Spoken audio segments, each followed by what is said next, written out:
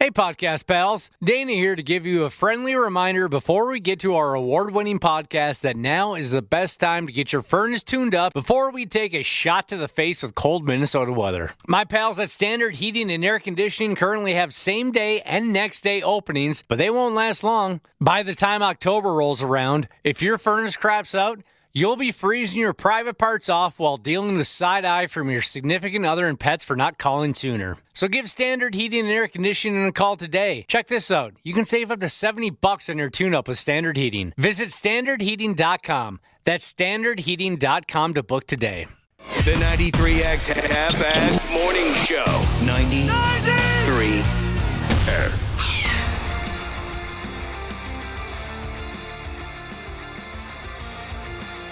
Starting off the show with Highway to Hell. There's that Oasis that folks were asking for a couple days ago. That's not Oasis. We got that out of the way. They're all from right. different countries. It's a completely different style. Let's try and make this one count, boys. It's the final. This is what's going to set the vibe for the entire weekend. So let's at least try to... if it doesn't work out, don't get me wrong, I'll be fine.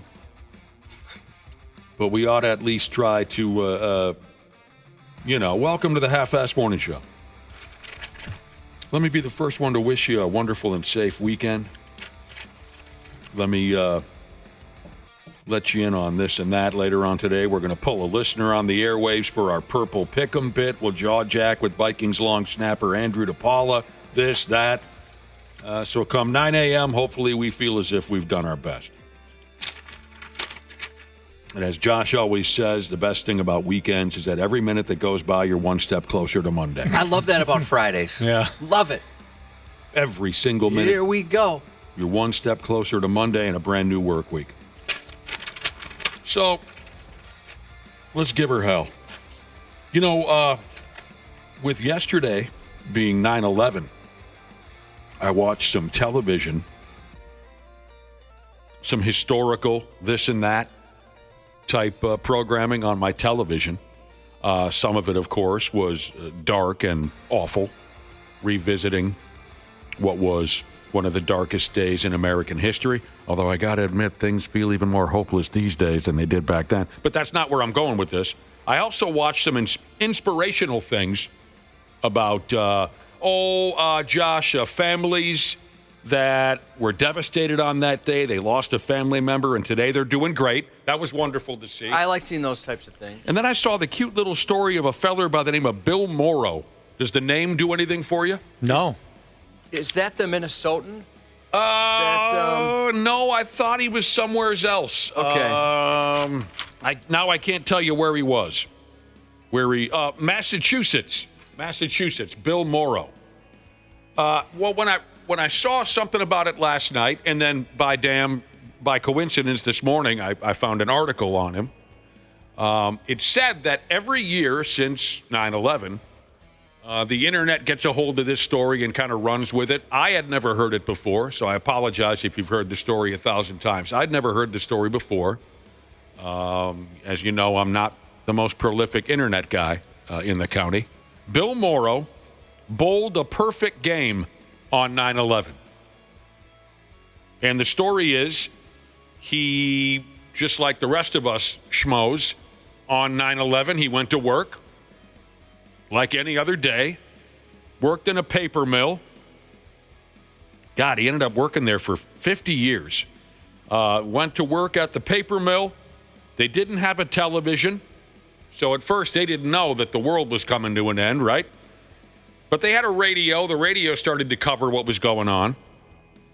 After work, he recalled saying something to one of his coworkers like, "F it, let's go bowling." They were looking for some level of normalcy, right? After all this terrible news that was on the radio all day while they're working at the paper mill.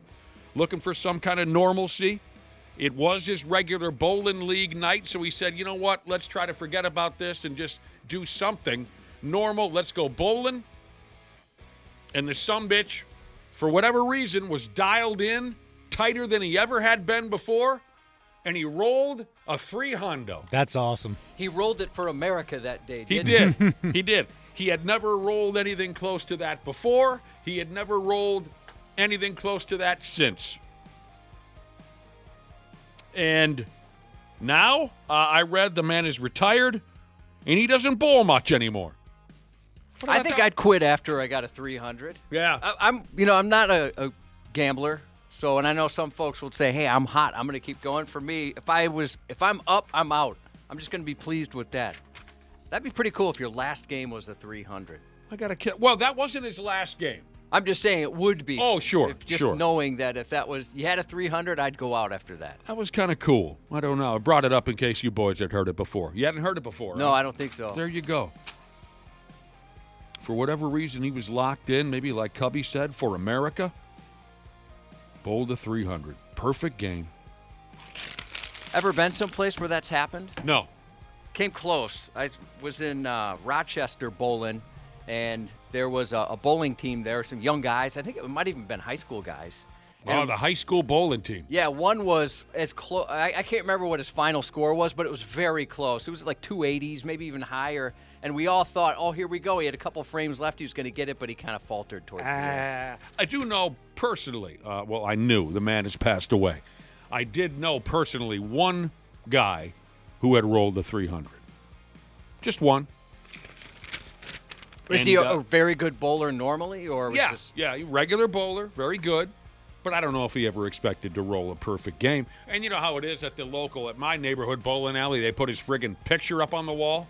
Oh, and he's got a look on his face like he's never been prouder. I bet. Poor guy passed on a few years ago. Well, I'm sorry to hear that. Today is National Video Games Day. You're going to celebrate? Well, you celebrate every day. Is this kind of for rookies, in your opinion? I'm not one of those people where they say, a big drinker says, oh, it's amateur hour on New Year's Eve, that type of thing. But why don't you give us that attitude? Give us a little attitude. Well, I don't really have an attitude. I didn't realize it was National Video Game Day today until I saw it online. Yeah, it's online, he says. Today's National Video Games Day. I'm sure I'll get some in today. And check this out. According to a story or two, kids who play video games earn more money as adults than kids who don't. It's so funny. Wait a minute. There are kids who don't play video games? Well, good luck finding one, right. First and foremost. Maybe TikTok has taken over for some of those. But it's so different. In our day, they would tell us, if you play video games, you're going to grow up and be a moron. Your brain's not going to work. Nobody's going to hire you. Right. And it is so different. I've told this story before, but we used to do a lot more promotions with the radio station. I don't know what's changed, and we would work with recruiters quite a bit for the military. And I was talking to some recruiters for, this time I think it was the Army. And they were saying how, these kids that played video games, that's who they were going after to be drone pilots. And it was a big responsibility. And they're saying some of these younger guys and gals, dominating. They just have a natural ability for it because they grew up doing this kind of thing. That's awesome. You're whooping ass all through junior high playing, I don't know video games. Call of Duty or something like that. You're whooping everybody's ass at Call of Duty. Next thing you know, you're running a friggin' killer drone for the military. You're an elite drone pilot. Yeah, an elite drone pilot. Do you have any military experience? Yeah, I won Call of Duty. Yeah. Yeah, 700 hours on Call of Duty. By the way, a lot of folks texted in this morning, 651-989-9393, and either bragging about bowling their own 300 or their dad or their uncle or their wife or something along that, since I brought up the guy who rolled a perfect game on 9/11. So congratulations to all of you, and when I get a chance, I'll read through all these text messages because I am a huge bowling fan. I love the sport. I hate myself for never having the time to bowl or join a bowling league. Maybe when this nightmare is over, when we are retired, if we're not dead, I'd love to join a bowling league and make it my entire I'd like to make it my identity, Josh. You know how some people will take something and make it their identity? Yeah. That's what I want to do with bowling. I love to watch it on television. So I love your texts here that are coming in. But back to National Video Games Day. It says here, yeah, kids who play video games earn more money as adults. It's not a massive difference, but it's there. I'll give you the numbers here. Adults who played video games as children now earn around $5,000 more a year than non-gamers. And they even break it down by damn, they do. As far as what specific games kids played that I'll just give it to you because I don't know how to set it up. Those who played FIFA, am I saying that right? Yeah, you are. Those who played FIFA as kids are making the most money. I haven't played that game, but I've heard from people that don't even like soccer that game is incredibly fun. It is. It's very fun to the point where I had to self-retire from the game because I knew it was just taking up too much of my life and it would be a problem going forward. So I said, I'm retiring from FIFA because I know this will turn into an issue where I'm playing it 50, 60 hours a week. It's got to be fantasy if you're watching soccer and it's fun, right? That's the thing, right? Isn't that kind of the deal? It's very much, yeah. It's a very well-respected game, even for folks that aren't into soccer. You know, I have some friends that if I invited them, like, hey, do you want to come and watch a soccer match with me? They would hang up the phone and block my number, but they will sit there and play FIFA for hours. It is very common that people who don't like soccer love playing FIFA. So it must be very different than the actual sport. Those who played FIFA are earning the most. Like former wide receiver Chad Johnson, isn't he kind of known for playing FIFA? Like that's his game. He loves it. Candy Crush. My wife, for a short time, stepped out on me with Candy Crush. Oh. She was addicted. If you could become addicted to video games, if you believe that's possible, she was definitely, always playing Candy Crush. Hours upon hours. She left me for Candy Crush. Yeah, never saw it, but I certainly heard about it. I remember when it was hotter than hell, there were a lot of jokes and whatnot that I did not understand. Sure, if you played Candy Crush as a kid, you're doing pretty well financially, according to this report. Well, Candy Crush, and pardon me if this is incorrect, I've just kind of would barely watch her play. Isn't it? It's like one of those things with falling colored diamonds or whatever. So maybe I was going to try and compare it to Tetris. Maybe it's different. It's different, but it's similar in the same way. Yeah, I know what you're saying. So it is Josh. similar. Yeah. So I was going to say you're very good, Nick, at Tetris. So maybe you'd qualify in this whole category. Could be. Maybe I'll try it someday. Wouldn't that be on brand for me, Josh, to try a video game that was popular 27 years ago? Yeah. Just like I do with movies and television. Candy Crush players are doing quite well financially, and they even went this way with it. PlayStation gamers make more money than those who play Nintendo, Xbox, or PCs. What the hell is PC? Computer games. Oh. PlayStation. There is little bits of a rivalry between the consoles and the PC players, and it usually seems like folks that play on the PCs say it's far superior. Is that universally accepted? Like, what somebody that's you're a Nintendo guy. Yeah, I'm a Nintendo guy, strictly. Would you say, PCs you can't compare with just how good they are at playing video games? Sure, I guess, but Nintendo fans are always superior in every regard. So, you PlayStation, Xbox people can go suck it. I know. I had a video game dealer once where he got me addicted to Snood, my oldest Cam. Oh, Snood was amazing. Do you remember that? Oh, God, I love Snood. I want to say he was maybe in 6th grade, and I saw him playing it, and I never really, I thought it looked kind of cool, and I would just kind of watch him play, and he's like, you got to give it a try, and I didn't for a while, and eventually I did, and I left my family. It's so addicting, isn't it? The word you're saying is Snood? Snood, S-N-O-O-D. How did that go? How do you play that? So, you basically shoot little emojis. Yeah. Really, I guess now I don't know if they were emojis back then, but emojis that you kind of try and match up these different emojis or little characters. Get them to clear out, And then clear it out like you would, like a Candy Crush, I think. Okay. A listener by the name of Robert says Candy Crush is similar to a game called Bejeweled. Oh, sure, I remember that I've too. seen that one. Yeah. What am I saying here? Oh, a listener we met recently at the Minnesota State Fair, short but fat Sheezes, says she still plays Candy Crush 3 hours a day. Yeah, maybe you and my wife could Jesus. start a support group. She was at least 3 hours a day. I would wake up like in the middle of the night, she's playing, and then I'd get up for work, she's still playing. Here are a few other stats for you on National Video Games Day, specifically related to kids who play video games. I guess once they get all grown up and go out into the workforce, they're pulling down more money than non-gamers, which has got to piss off a few hard-ons out there. And that's why I'm here. That is why I'm here pretty much. To upset people? To piss off the hard-ons. You like to stir the pot. Yeah, I do. People who played video games as kids are 71% more likely to have received a promotion recently. Can you imagine that? You go get a master's degree, but somebody who dominates at Donkey Kong is your boss all of a sudden? Never went to one class.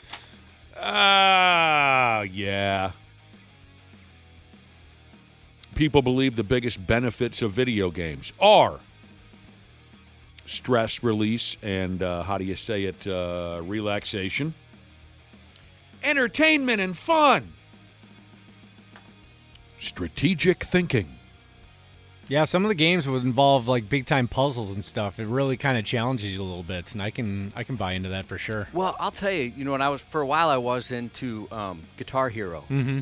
And watching people play on expert mode, I don't know how your brain works that fast. I don't even know how your nerves can send a signal to your fingers that fast. Right. Well, especially, some of those, it was so complicated and so quick. That's super impressive to me. Oh, yeah. How your brain, like you said, how your brain works with your hands that quickly. It's muscle memory that's on a different level. It definitely is. More benefits to playing video games, problem-solving skills, and hand-eye coordination. You want to know how we used to test our hand-eye coordination when we were young kids? We'd do that stab the knife between your fingers game. Oh, yeah.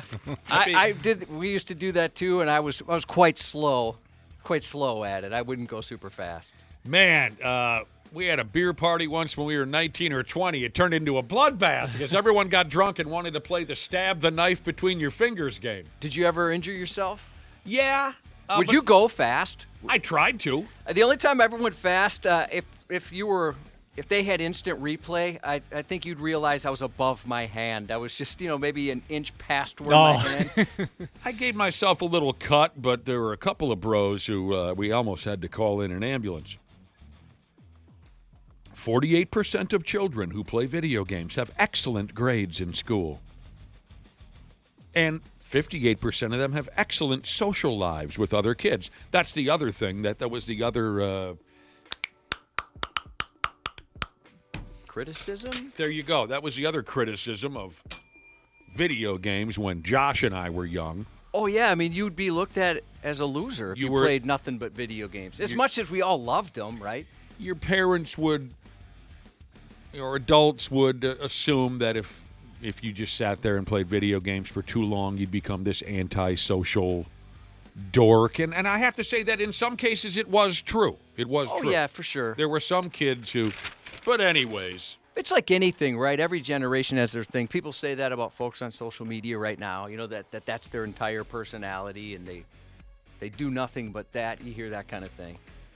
Well, there is a big social aspect of the gaming now because of how prevalent online play is. You can sign in and play with all your buddies. Yeah, you need two things: an internet connection and thick skin. Yeah. I got some buddies that have tried playing Fortnite against 12-year-olds, and they say it is just humiliating with how bad they get beaten and how bad they get beaten down by 12-year-olds who are roasting them over their microphones. Yeah, it can get bad, man. I'll tell you. So my youngest, he's 13. My oldest, he's 26. And I mean, just amongst their friends all together, they're brutal. Yeah, that was the most fun I had playing video games as a young person, was when we would have competitions. It was one thing to sit. Well, it's funny, I got a text from Magic playing Machinist Jesus who asks me, is there any information, any statistics in your video game report about playing Pong? He said he's 58 years old. He played the living hell out of Pong. And he says, I'm still just a machinist. Well, there's nothing wrong with being a... But, no, there's nothing in here about Pong. That was fun. Yeah. Some of the simple ones are, maybe that's just saying our age. I like the simple ones, kind of. Beep. Beep. Like the side-scrollers. Beep. That was Pong right there. That's all you heard for 7.5 hours. I forgot where I was going with this. Oh, nothing in here about Pong. But the most fun I had playing video games, it was one thing just to sit and play Pac-Man for a while, Galaga. You know, we're talking early 80s here. Dig Dug. What was the one where you swam? Not swam. You swang over. You swung. Pitfall. I loved it. It was Pitfall. one thing to sit there by yourself and play those games. But when we got to be 19, 20, 21, when the NHL games really picked up in quality, NHL 93, NHL 94-5, right? Yeah. EA Sports. Yep. It's in the game. We would bring that pig, that video game system, up to my pal's cabin up in Ely and drink beer all day, do a little ice fishing, and at night we would set up these EA Sports hockey tournaments. And friendships ended. Fights happened. Feelings were altered forever. The competitive nonsense between my bros and I, of course, you know, there was a lot of alcohol involved. That was fun. I loved the overreaction, the emotions that were involved in those hockey tournaments. Those were good times. And, you know, there's video game leagues now, right? It's right. I professional. The Wilfs own a video game. Don't they still own one? I believe so, yeah. Second Wind exercise equipment. What else do they own, you said? Well, they own the Vikings. Vikings. Yeah, and there's a shoot, it's escaping me. But what is it? They've got a team, and I thought they were very popular, and there's so much money into this now, millions and millions and millions of dollars. They get millions of viewers for some of these big contests they have. That had totally escaped me, Josh. You're right. There are video game leagues now, teams, conferences, championships. Not something I think about very often, but my damn, it's truly remarkable. It is. One time, me and my old bro Joe Studley, God rest his soul, Joe Studley and I were in the final game of our EA Sports, whatever you call it, NHL 94 tournament up in Ely. We're in overtime. I mean, what's the phrase they use in sports? The stakes couldn't have been any higher than me and Studley sitting there playing in this final game. And I have the puck behind my own net, and I accidentally iced the puck. And it went between his goalie's legs. And I won. He stood up. I swear to God, we were seated. He stood up before the puck even went into the net. Somehow he knew he was about to get screwed. He stood up before his goalie even effed up and gave up that goal. He walked away, didn't talk to me for the rest of the weekend. That's what I was going for. Those were the fun times. Yeah, that was the best. It wasn't NHL 94, but there was a game on Nintendo 64 called Wayne Gretzky 3D Hockey that was very popular. And me and a college roommate, we would have these battles back and forth. You know, the 7-game series. And one time we got home from the bar. He was a little tuned up, and I somehow just went on this heater and beat him like 12-0. And he was getting so frustrated. I go, "Oh, you gonna cry? Gonna cry? Cry about it. How about you cry?" He started crying. Oh, really? Yeah. It reminds me. Screw you, man! That kind of reminds me when I told my brother we were arguing over music, and I'm like, "Hey, if you're so pissed, why don't you just hit me, man?" And then he did. He punched me in the face. It's the one and only time we ever went for the face. I love it. I can't believe he broke that brotherly rule. You're not supposed to punch your brother in the face. I know it's different at your house, Nick, but we had that unwritten rule. Yeah. Me, my brother, and my cousin, we wouldn't punch each other in the face, but no matter how heated we were in a fight.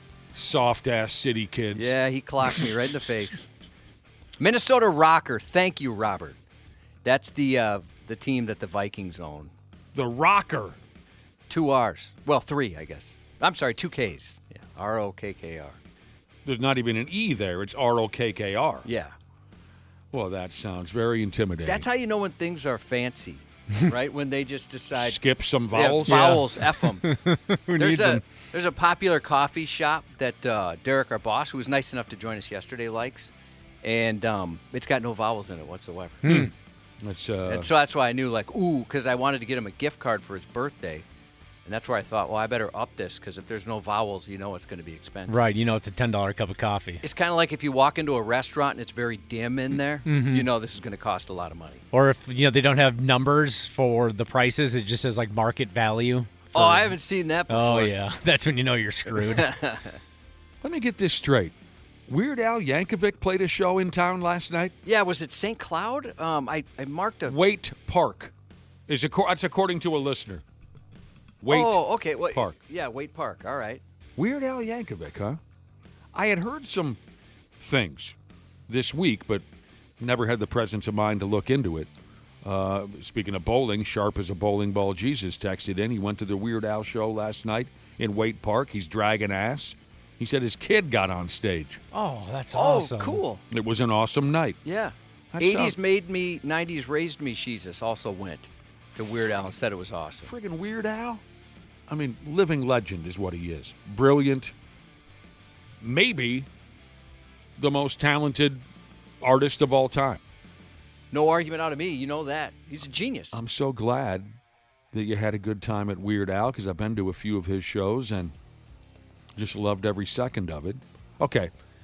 I got lost there for a second. So it wasn't really here in the cities. It was Waite Park. Okay. Yeah, so people are saying Waite Park, same as St. Cloud. That's why I got confused. Yep. I was so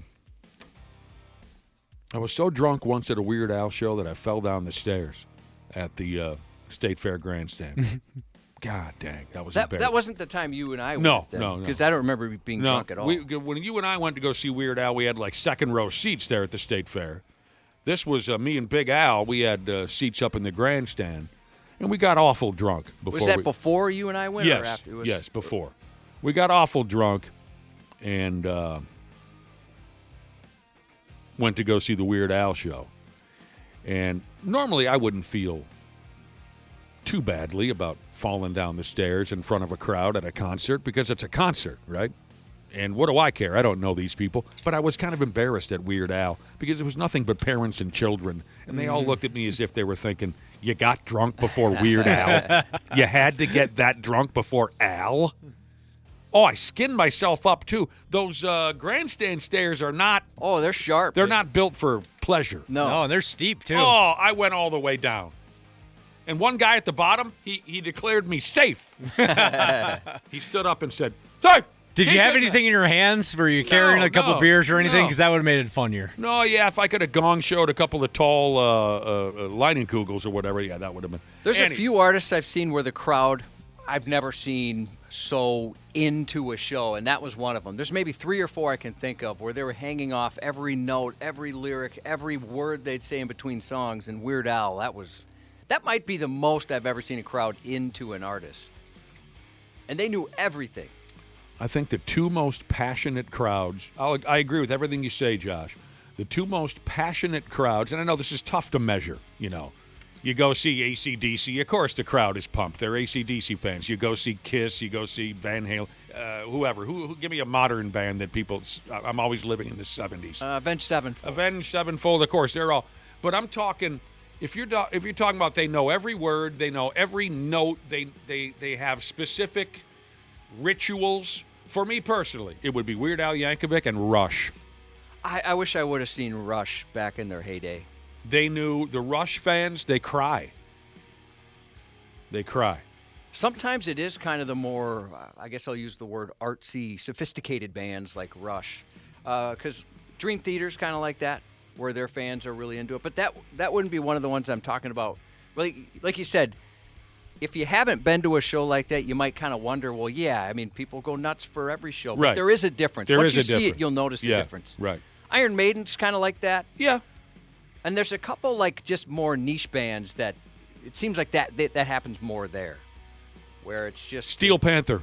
Oh, that's a good one. I've never seen them Their live. fans know every word. They know every gimmick. I saw them as Atomic Punks with you, actually, Dude, and they were incredible. Don't even talk to me about the Atomic Punks. Such a talented act. The Atomic Punks, when they came and played one of our X-Fest, Edge-Fetch, how do you say it, Josh? Edgefest? Edge-Fest, X-Fest, whatever we I called think it was it. X-Fest at the time. When Atomic Punks played that was a bright spot in a sea of diarrhea, is what that was. We got to take a break. What do we got going on later? Yeah, I mentioned it already. We got Purple. Stupid News is coming up next on the program. The 93X Half-Assed Morning Show. Hey, podcast pals. Dana here to give you a friendly reminder that now is the best time to get your furnace tuned up before we take a shot to the face with cold Minnesota weather. My pals at Standard Heating and Air Conditioning currently have same-day and next-day openings, but they won't last long. By the time October rolls around, if your furnace craps out, you'll be freezing your private parts off while dealing with side-eye from your significant other and pets for not calling sooner. So give Standard Heating and Air Conditioning a call today. Check this out. You can save up to $70 on your tune-up with Standard Heating. Visit standardheating.com. That's standardheating.com to book today. This episode is brought to you by Progressive Insurance. Do you ever think about switching insurance companies to see if you could save some cash? Progressive makes it easy. Just drop in some details about yourself and see if you're eligible to save money when you bundle your home and auto policies. The process only takes minutes, and it could mean hundreds more in your pocket. Visit Progressive.com after this episode to see if you could save. Progressive Casualty Insurance Company and Affiliates. Potential savings will vary. Not available in all states. Actor Michael Rosenbaum. He knows some of the most talented people in the business. And we try to bring you candid, open interviews, not just actor stuff. Julie Bowen is fantastic. You know when you leave a job and you know you haven't done your very best job? I hate that feeling. And if you're here for the wonderful Sarah Silverman, you came to the right place. Comedy dies in the second guessing of your audience. You just have to keep writing what you think is funny right now. The Inside of You podcast. If you really love the podcast, Follow and listen on your favorite platform. follow us. It's free. Stupid News on the Half-Assed Morning Show. You know what I do before we go on air? Josh sees me do it every day. Dana sees me do it. I grab the long hair hanging down the right side of my body. You know, like it kind of hangs to my shoulders, my long hair. Yeah. I grab the hair on the right side hanging on my shoulders. I throw that hair behind me. I grab the hair hanging down onto my left shoulder. I throw that behind me. I take a hit of my joint, and then I start strumming a guitar. You've been doing it for years. Man, I just feel better. For Christ's sake, for starters here, Stupid News Report. What do we got here? September 12th, 20 and 25. Dana keeps record of this stuff. Some poor guy in Nashville, Tennessee. His wife went behind his back when nobody was looking, and she effed some other guy's brains out. That would hurt. It happens. Not the sex. I mean, just the fact that you were cheated on. Well, I know. Josh is one of them. This is a sore subject for some of you, but it happens. Accidents like this can happen. Accidents. No one's at fault. This guy, his wife is out there getting folded, and I mean whored, by some other guy. He had to go ahead. He had to end the relationship. But social media dorks all over the place, they're saying that this guy should walk proud because, they say, he came up with one of the most unique revenge gimmicks you'll ever hear to get back at his wife. Someone might even call her a whore. Oh, I know one person that would for sure. He came up with a very unique revenge gimmick to get back at his wife. All right? The dude, Zachary something. He likes to hang out on that TikTok setup. It's popular. and he filmed his little revenge bit, and then he played it on TikToks. Check this out now. On the day his wife was packing, they're breaking up. She's got to leave the apartment. On the day, because she banged some other guy accidentally, she was packing her things up and moving out the apartment that they shared, Zachary and his woman. He hired a mariachi musician to hang out in the apartment and sing a song and play his guitar, and Zachary watched her pack while sipping a glass of champagne. And folks are calling this Zachary dude a full-on genius. In the video, Zachary's ex, who cheated on him, her face is never shown, but you can see her hauling heavy things out the door, back and forth, the way you do when you're moving out. And I think I had this right, Josh. She dropped her television. Yeah. Was that obviously she was startled, or I'm not sure why she did that. Well, I mean, I think where they're going with this is that she was so annoyed and distracted by the mariachi guy and by her ex standing there sipping a glass of champagne. You know, this pissed her off, or this aggravated her, or made her nervous, or whatever, that she even dropped her television in the process of moving.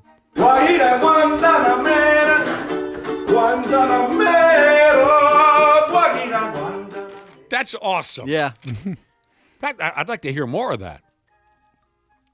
It kind of reminds me, it wasn't the same situation. There's no way that Maurice would ever cheat on The Miz. But on Miz and Mrs., that short-lived, or actually, if it gets back, somebody let me know. I loved Miz and Mrs. Wow, I haven't heard you bring this up in a while. The television I don't think it's show. been on for a long time. A reality show with the wrestler, The Miz, and his wife, also a wrestler. Stunning. Maurice. Did I say Marissa?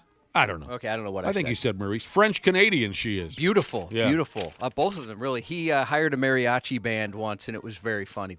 You got to watch that show, Nick. I think you'd love it. I'll never get around to it. I'm sure you can find it somewhere. I'm sure I would, but I'll never get around to it. It's set up where they put him in these ridiculous, funny situations. And The Miz is always the sad sap. Yeah. Right? Where, he always screws something up no matter how hard he tries. Right. He's a funny guy. Oh, he's hilarious. They Let me ask you this. Does Maurice ever wear a two-piece bikini during the program? Boy, I don't remember. For Christ's She certainly sake. looks good in all of it. I like a mariachi band, just for the record. I do, too. I love the way they come off with the guitars and the fancy singing, and I like their wardrobe choices. I like everything. Do they have mariachi bands in Wisconsin? Are they allowed? I mean, can you have a because that'd be fun to bring to the Border Bash. For when we do the happy hour and stuff like that, it'd be kind of cool to have those guys in the corner just playing some great music. Make a few telephone calls on that. I would absolutely love to have a mariachi band play live at our Wisconsin casino party. So, this mariachi character, he even followed Zachary's cheating ex. He even followed her all the way out to the moving truck outside the apartment. All along the way, he's strumming that guitar and singing his ass off. Folks are calling this pettiness at its finest. That is pretty funny. Brilliant. I think if she's annoyed, she has no sense of humor. I understand it's a delicate situation, but I would definitely laugh if my significant other went through the trouble of buying some champagne and ordering a mariachi band. Just seeing her body language in the video tells me she was not entertained by this at all. Yeah, he dodged a bullet, I think. A TikTok fan made a comment. They said, if my husband ever cheats, I'm texting Zachary for ideas. That is a keeper right there. Man, I love that bit. Can we hear the guy one more time? Is it a pain in the ass to hear the guy? Oh, no, not at all. I'm just a fan of that style of music. Me too. I like it.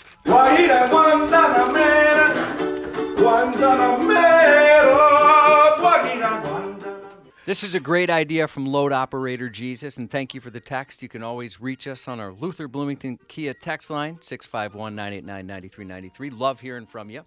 He said we should hire a mariachi band, put him in the bed of my pickup, and then we'll follow Dana when he runs the mile at the border. Oh, that'd be awesome. That could be a little extra pep in your step, wouldn't it? Definitely. Yeah. Having some music blaring. I love that stuff. That is an awesome idea. That's brilliant.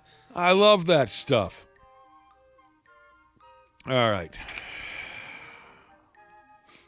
Why am I always in China every day with the stupid news report? I mean, they're not stupid people, just different, I guess.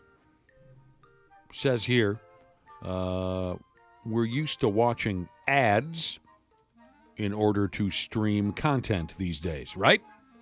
Yeah. Certainly. When you're watching a video, when you're playing Unless you a video. pay extra. Oh. Word is, if you walk into a public bathroom in China, there's a chance you'll have to watch an ad to get toilet paper. That's crazy. That sucks. I can't even wipe my little bottom without... Do you get ads on your radio, like from the car manufacturer? I did for a little while. They were popping up. I had to opt out of it. Ads where? I'm sorry? Like from your car manufacturer, right? Like you drive a Ford, and then you get an ad for something, whatever that is.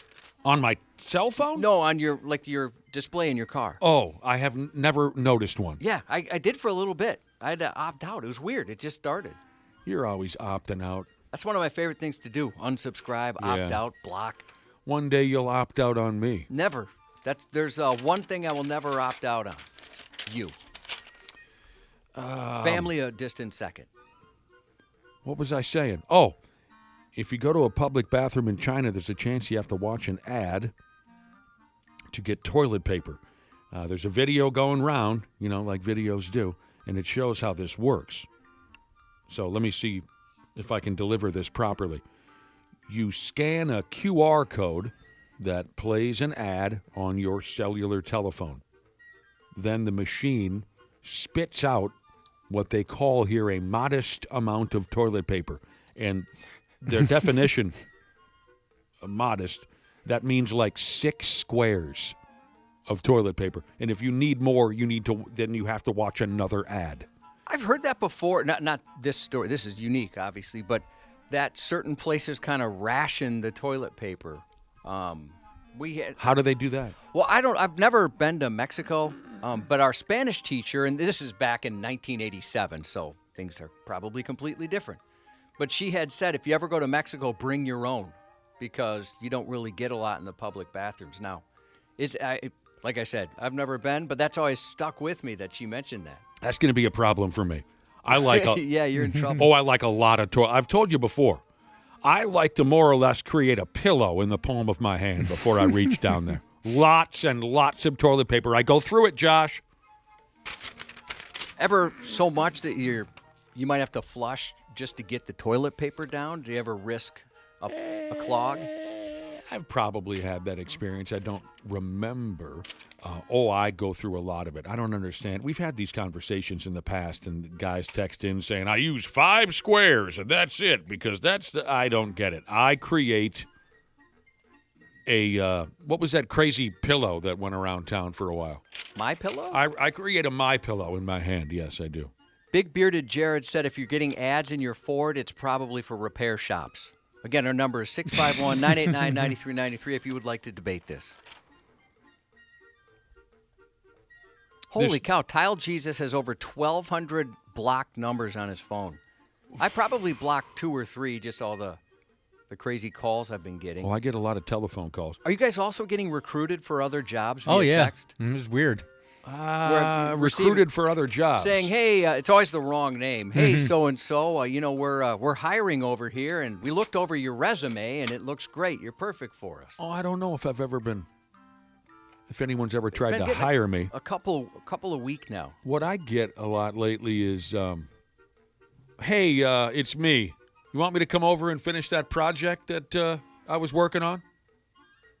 And so I imagine what they're looking for is just to get lucky and get me to text yes.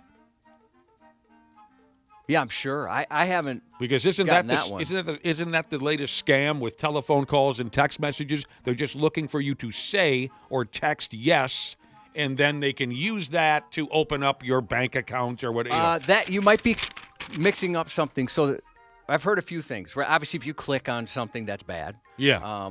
And if you respond, then it says to the dirtbag overseas, hey, guess what? We got one. Oh. So we know this is a legit number.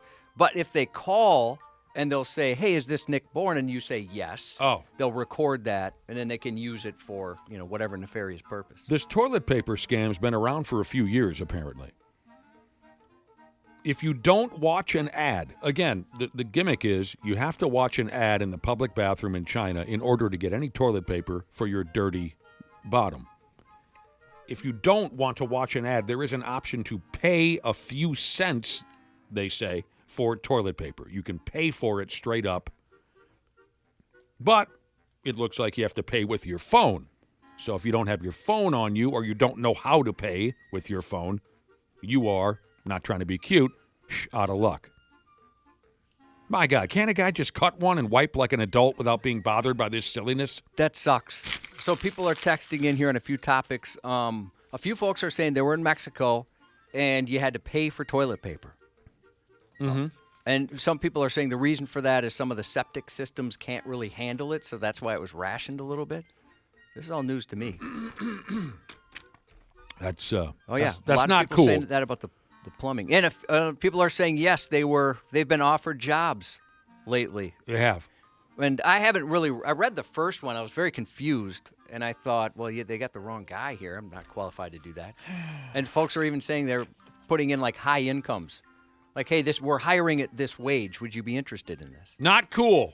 You're right about the wrong spelling, Josh, about the first name, because yesterday I got hey, Dynata, Dynata. I got the same one. Dynata?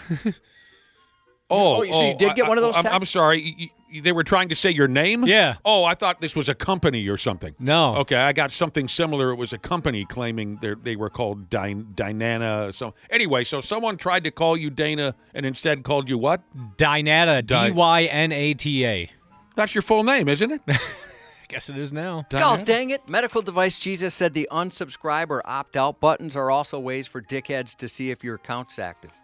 I just use the one through my operating system. I don't click on the links in the email. Am I screwing myself here? I don't have Medical any Device idea what Jesus. you're talking about right now, but, I mean, you know these things. I don't understand these things. You were saying something about what? That You only if you hit click on- unsubscribe, that sometimes that also tells them, oh, we got an active account here. This one. It's just don't click on anything ever again. That's just all there is to it. Don't ever answer the phone. Don't ever answer a text. Don't ever click on anything ever again. Well, I was telling Nick, I got a text the other day, and it referenced something that sounded legit, like maybe this was a real person, but I didn't have the number in my phone, so I was afraid to get back to it just for that reason. I thought, this is probably some sort of scam. You asked me a minute ago if my excessive toilet paper use has ever come back to haunt me, and I thought of a story. My main line got clogged up at the house a couple years ago, probably because of my excessive toilet paper use, but I like to be comfortable back there. So I know I told you this before once, Josh. Dude walks in, the plumber walks in to help me out with this problem, and the minute I laid eyes on him, I knew this was one cool sumbitch. He walked cool, he talked cool, he dressed cool, everything.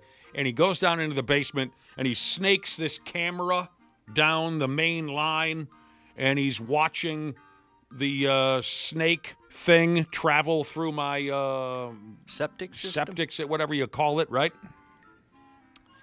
And I walked in and sat down next to him. I said, you don't mind if I sit here and kind of watch this? This is fascinating. This little miniature camera snaking its way through my septic system. He says, no, dude, take a seat. So I sit there, and this is where he came off. You know, if I had forgotten at all how cool he was, I was reminded.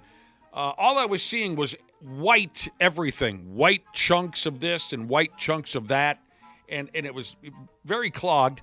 And I said, well, let me ask you, what is all the white stuff? And he says this to me. He goes, oh, yeah, that's all the poop. Didn't he say poopy? Just poop. Oh, just poop. And I said, damn, man, you're cool. Yeah. Even when talking that is about, cool. Yeah. The reason I asked you is because my daughter had a friend, Notorious. She would clog up our toilet every time she came over. And Gross. Yeah, and so that's how I got really good at it. I mean, honestly, if you're ever in a pinch and you don't want to hire a plumber, I don't want to take a job away from anybody, I'll give it a shot first. I really have developed a talent for it. But she would use a lot of toilet paper, and I think that was a big part of it. And again, I'm not trying to blow up here, but I'm getting text messages again. Don't flush the dude wipes. What do you think? You're dealing with a friggin' novice? I've had bowel problems since I was 13 years old. You think that I don't know not to flush the dude wipes? Of course I don't flush the dude wipes. I'm sorry I blew up. Yeah, you're not even supposed to flush the ones that say, go ahead, flush these dude wipes or whatever brand. You're not talking to a rookie here. All right. Now we're in England. You guys know how much I respect those people, right? I mean, yeah, fill in the blank, right. Now we're in England. Another one of these characters, a 32-year-old dude out that way. He claims he hasn't slept in 2 years. And he's miserable and his life sucks eggs, he says. I can imagine. That messes you up. I mean, not, obviously 2 years is ridiculous, but yeah, not getting enough sleep, that really can change things up for you, can't it? The sumbitch hasn't gotten as much as a cat nap in 2 years, he says. Now, the story tells me that a mysterious condition has made it so the dude can't sleep at all. Even when doctors load him up with dope. He can't even sleep then. He can't sleep for dick. Oliver is the poor guy's name. Here's the deal, and I'll try to abbreviate this as best I can. It's a long story. And I got to warn you, this is not a happy story. One night he couldn't fall asleep at all. Nothing out of the ordinary led up to it. He just couldn't fall asleep at all. That was 2 years ago. He says, quote, I'm struggling to survive in a body that seems to be on fire, burning from the inside. He spent a fortune trying to figure out what's wrong with him, but doctors still can't figure it out. I don't feel sleepy, he says. I don't fall asleep. I'm in a permanent state of alertness. Endless days turn into endless nights. I've lost almost everything. The person I once was is gone. I don't want to die, but I can't take this torture much longer. I would give anything to be able to close my eyes and sleep. And it ain't over yet. His muscles and bones are constantly sore. He feels like he's constantly wearing an iron suit. His eyes feel like they're melting. He can't walk in a straight line anymore. His vision sucks. He's got permanent gut rot. He sold his house and moved back in with his mother so he'd have some extra monies to spend on anything that might help him. He's gone to India, Italy, Turkey, Colombia to see if those folks can help. Therapies this, drugs that. Nothing. That's awful. I feel for folks that have insomnia. And I know you kind of go through that sometimes, Nick. There are times I can't sleep. Yeah, I'm sure it's not insomnia itself, but you go through kind of phases where it's impossible. I do. Every once in a while, I'll go through phases where I wake up a lot, but I'm lucky. I've always been able to fall asleep. I feel for folks that I'm jealous. One of these where you go, huh, ah, when you wake up. No. Oh, I do that. And nightly, I sit up and scream. It wasn't me. Now, not everyone believes this kid's story. Not everyone's buying this. I haven't slept in 2 years, he says. Well, it seems like you should be dead. Some say not getting any sleep for 2 years is biologically impossible. Some say he's trying to be an internet somebody. It's possible. Studies on animals have shown that dogs that are, I wouldn't want to be part of this study, dogs that are kept awake will invariably die within 17 days. That's the number I always heard, 17 days. Really? Yeah. You'd heard of that before? Yep. And I think it was just on Dexter not too long ago. But yeah, 17 days is the number I've heard. Imagine you're a brand new researcher hired at the canine lab. Hey, new guy, here's your job. You got to keep this dog awake until it dies and then write down how long it takes. What? I got to sit with a dog and wait until... Yes! Because it says here, dogs that are kept awake will die within 17 days. Rats will also die within 32 days. Finally here, some doctors suspect that this Oliver guy caught something called paradoxical insomnia, where a pimp or a hoe, they think they're awake, even though they are asleep. That'd be my guess, right? That he's actually sleeping and just doesn't necessarily realize it. There you go. All right, so I Googled it, and the first thing that comes up is the longest documented case of sleep deprivation is 11 days. The longest case of sleep deprivation is 11 days. This guy claims he hasn't gotten a nap in 2 years. I don't know where to go with that. But it brings up one of my favorite Eddie Murphy bits from back in the day, where he talked about how he got carried away one night. He was dating a woman. He admits that this was wrong. He admits it over and over again. He was dating a gal. The two of them got in a big fight. And at one point, she said something to him that he didn't like, and he reached out and he slapped her across the face. Slap. And immediately he said, "Oh, my God, I can't believe I've done that. I'm sorry. I'm sorry. I didn't mean to slap you." And she said, No, I had it coming. I deserved that. Why don't you just go to sleep? Oh, I guess it got laughs from the crowd when Eddie told the joke. What time is it, Josh? you not following that? 6:40. It doesn't matter. It doesn't matter. All right, now we're in Perth. Where the hell is Perth? Australia. Oh, well, that sounds awful. Well, I always wanted to go. I mean, I'm a little worried I'll die there. You were worried that you would die in Perth? Everything wants to kill you in Australia. Everything seems dangerous. I thought maybe you had a specific nightmare or a fear that if you ever went to Perth, you would be killed. Yeah, I'd like to go. I mean, our buddy Jordan Parisi went, loved it. But he's the type of guy that could survive getting bit by a venomous snake. Could box a kangaroo. Those giant, what are those spiders they have over there? Those ones that are like the size of a hubcap, that kind of thing. He could handle it. Was it the delivery with the Eddie Murphy joke? What was it? It just... No. right. It wasn't that. I just, the subject matter. It's going to bother me all weekend. No, it shouldn't. We're in Perth, Australia. Prisoners in Perth. They were allowed to go ahead with a work program kind of a thing. You know what I'm saying, Josh? Yep. You get out of the joint for a day or two. You do a little work. I'm guessing they've shown that they can behave. So they're given a little freedom. Okay, yeah. Yeah, I had a couple uncles that would do that quite frequently. And one of my old buddies from school, he got incarcerated, and he fooled them into trusting him. And then when he got work released, he escaped. How long? Hey, he made it about 8 or 10 hours before they found him. That's not bad. So, right, the work release thing. In this case, these prisoners got to go on over to an animal shelter. Scoop some turds out the dog kennel, maybe. Problem is, though, while they were at the shelter, they allegedly stole some guinea pigs. And then they brought them back to the prison. And they murdered the guinea pigs. And then they ate them. These fellers were from a place called the Warraloo Prison Farm, if that matters at all to you. It all started when a prison staff member found guinea pig carcasses around the prison. Why are there skinned guinea pigs and things like this being stashed behind doors and whatnot in the prison? I'd assume it was like a Tasmanian devil or something. Right. There's a critter. I would think maybe the same thing. There's a critter loose. Yeah, there's something out there. So the boys were allegedly bringing the adorable guinea pigs back from the animal shelter to the prison, killing them dead, and then chopping them up. And they were tearing what little meat you can get off of a guinea pig and then cooking them up on a hot plate there at the prison. Well, I mean, wasn't it Chino Latino that had guinea pig? I have no idea. There was a Minneapolis restaurant. I swear they sold guinea pig. I hung out at Chino Latino. I don't remember guinea pigs, though.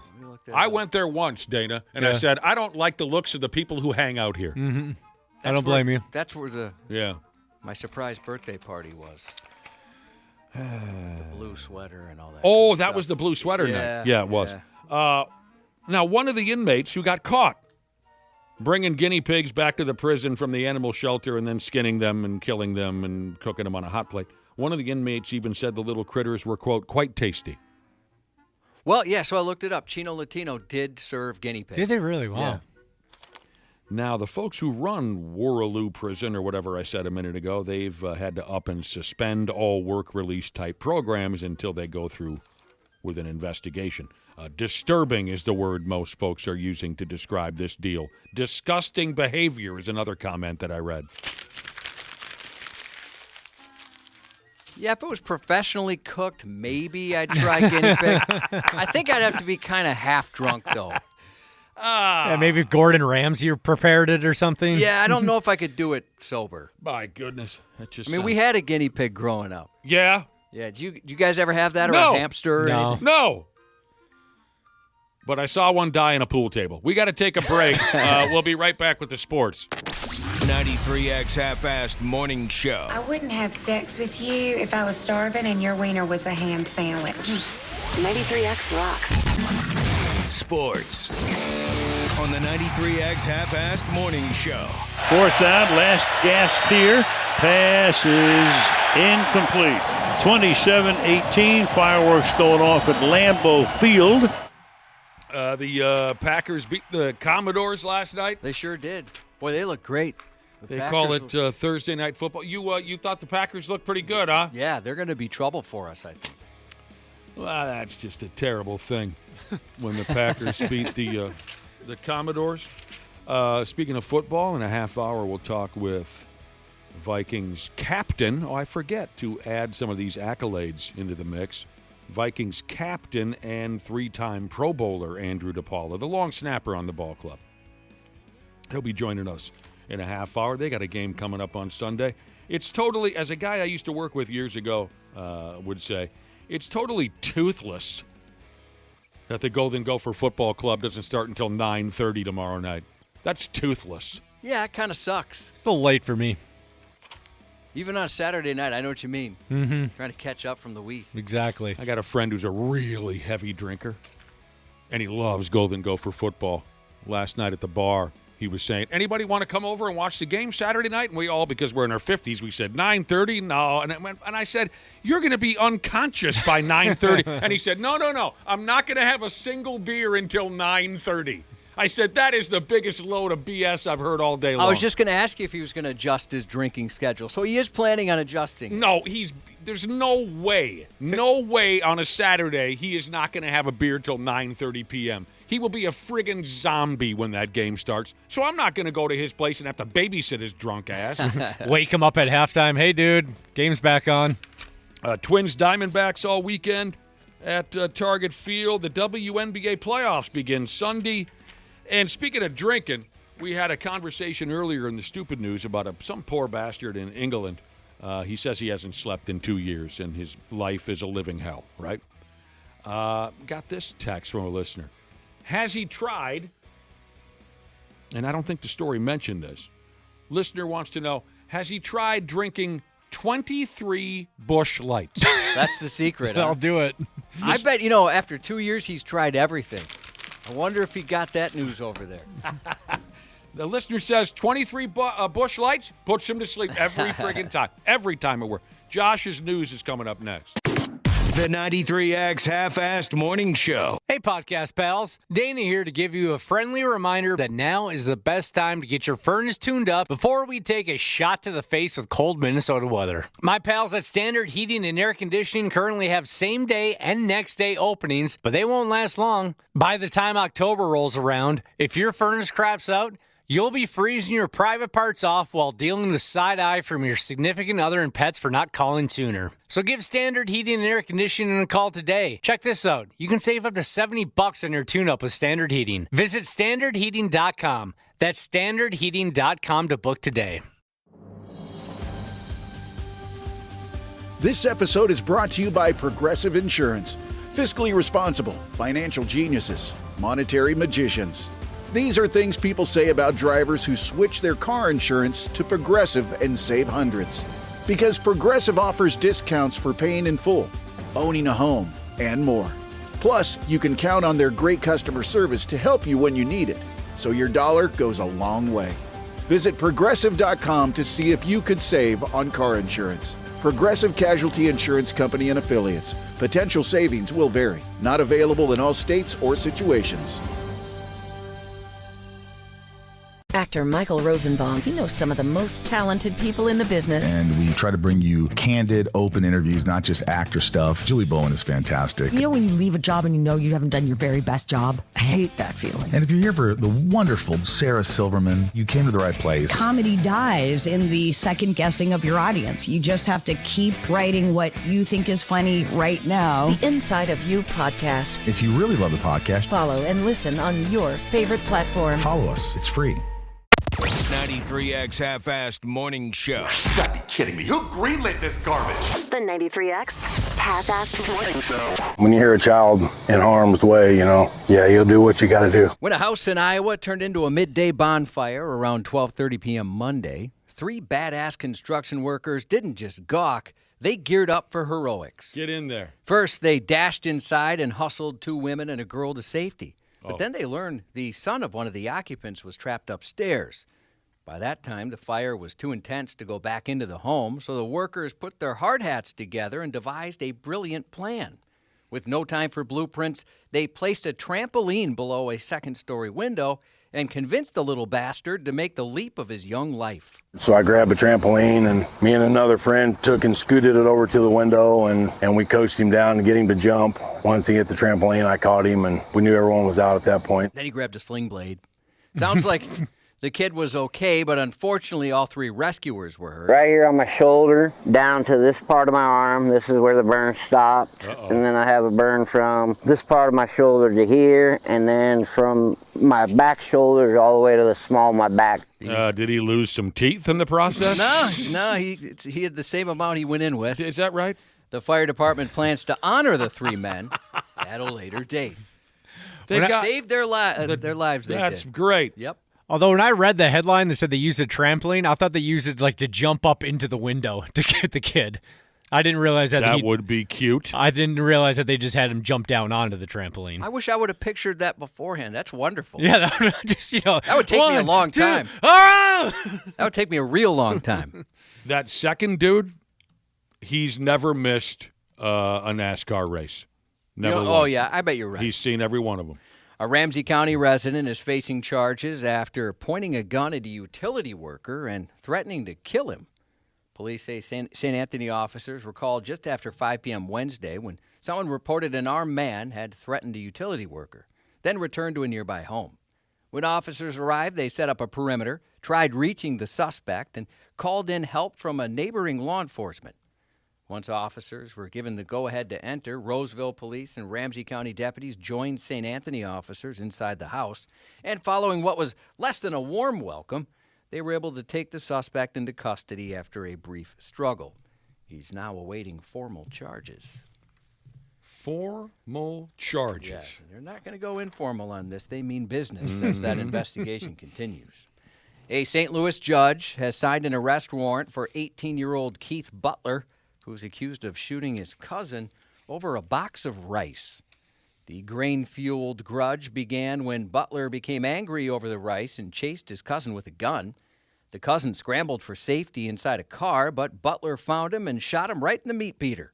Thankfully, outside of his injured hand, the cousin was okay otherwise. I was going to ask what a meat beater is, but now I'm following you. Yeah, that's why I added the hand line afterwards. In the hand? Yeah. Wow. Investigators also say Butler had sent messages to the victim's sister the day before, warning that he planned to shoot his cousin. Oh. And he's continued sending her threats since then. Well, what the hell? No reason was revealed for the rice rage, but the St. Louis Circuit Attorney's Office charged him with first-degree assault, unlawful use of a weapon, and armed criminal action. That's an ugly scene right there. Yeah, I wish they would say what happened. Like, did he eat leftover rice? Yeah. But he was upset over whatever that was. Shot him right in the meat beater. Yep. A man in South Dakota ended up in the hospital after being bitten by a highly venomous snake that he accidentally set loose in his apartment. The Sioux Falls Police Department said they got a 911 call about a snake bite on Sunday, and animal control officers quickly headed over to check things out. Inside the apartment, they discovered 3 venomous snakes, an eastern diamondback rattlesnake and 2 African forest cobras. The rattlesnake was safely tucked inside a glass enclosure, but the cobras had been kept in plastic totes, which cops said was pretty dumb. It was a bad place to keep them. Did it bite him right on the dong tugger? No, luckily he didn't get the dong tugger out. At some point, those tipped over, creating a herpetological horror show by sending the snakes across the floor. As the man tried to get the situation under control, he accidentally stepped on one of the cobras, which promptly bit him. When animal control did respond, we were made aware that there were 2 cobras in his bedroom loose, along with eastern diamondback rattlesnake. So animal control was able to get into the apartment, remove the loose cobras safely. We also removed the rattlesnake as well, and all snakes were transported yesterday to Reptile Gardens in Rapid City. The forest cobra is the largest true cobra species in Africa and can grow up to 10 feet long in the wild. Well, why is he horsing around with these damn things? I don't know. Be the coolest guy at the party. They're usually shy, and people rarely come across them, but their venom is among the most dangerous of all cobras, and without treatment, there's pretty bad odds for the luckless sap bitten by the slithering hell tube. As the clip said, animal control officers eventually rounded up the snakes and handed them over to the reptile zoo, while officials consider whether the man will face charges for keeping illegal animals. Yeah, it's just silly. Yeah, they said maybe it'll just be a lesson learned thing, but it's possible he'll get some charges tossed at him. Dang, man. Got some great news. You no longer need a condom to have sex with koalas. Oh, wonderful. Australia just approved a vaccine designed to protect koalas from chlamydia. The single-dose shot was developed over the past decade by a team at the University of the Sunshine Coast in Queensland, and now has been given the green light for its production and use, meaning raw dogging a koala has never been safer. God, sounds just horrible. Chlamydia has long been one of the biggest threats to the iconic marsupial, often causing blindness, and in severe cases, death. Research. For the koalas or me? Well, it depends. I mean, if you catch it, you could be in some trouble. But the koalas, well, I think we've talked about this before, like, oh, the koalas have STDs. Do you? And aren't they mean bastards, too? I've never met one, I have no so idea. I don't like to judge. I mean, do you F koalas? No, I've never even been around one. Oh. Would you? Would I? No, I'm happily married. I mean, there is a chance if I was on a long enough dry spell, I would, if one came on to me. I mean, especially if you're not going to get chlamydia now. Yeah, we're safe. Awful. Researchers say the vaccine doesn't just help prevent infection, it can actually stop the disease in its tracks and even reverse damage that's already been done. I've heard stories about that koala clap. I thought it was a joke at first. Like people are joking that folks are koala humpers or something, but I guess it's a legit deal. Wait a minute. We really are talking about human beings who hump koalas? No. That's what I'm saying. I thought that was the joke, that they're getting STDs from people. But no, it's like a legit deal as far as they're giving it to each other, these koalas. Yeah. Those are the stories that I've seen and heard where once that chlamydia cuts loose in the koala neighborhood, it just rips through until there's nothing left. It appears the poor they're bastards. Promiscuous. Yeah, they're not shy. They like to get around a little bit. A Florida man accused of posing as a nurse was taken into custody this week after using fake IDs to snag a job. Authorities say 55-year-old Joseph Kinney tried to swindle his way into Scrubs, flashing phony IDs to snag a gig. Trouble is, he's got about as much right to a stethoscope as I do. The ruse unraveled when a sharp-eyed hiring manager noticed something fishy in his application. Detectives stepped in, pretending to be hiring staff, and they invited him to an interview. That meeting revealed a troubling history. His nursing license was revoked in 2022 after a grab bag of bad behavior, pilfering drugs from an employer, driving drunk, fudging facts, and other unprofessional antics. We all go to the doctor. We all have been in the hospital, and you have somebody who's around drugs or administering drugs to somebody. They don't have a license. They have a substance abuse problem. Obviously, they're a con artist. Would you want them in the home of your parent being a home care nurse? I know that was rhetorical, but the answer is no. Since then, authorities say he's been using someone else's identity to hunt for jobs, even applying to 15 different positions with the same bogus credentials.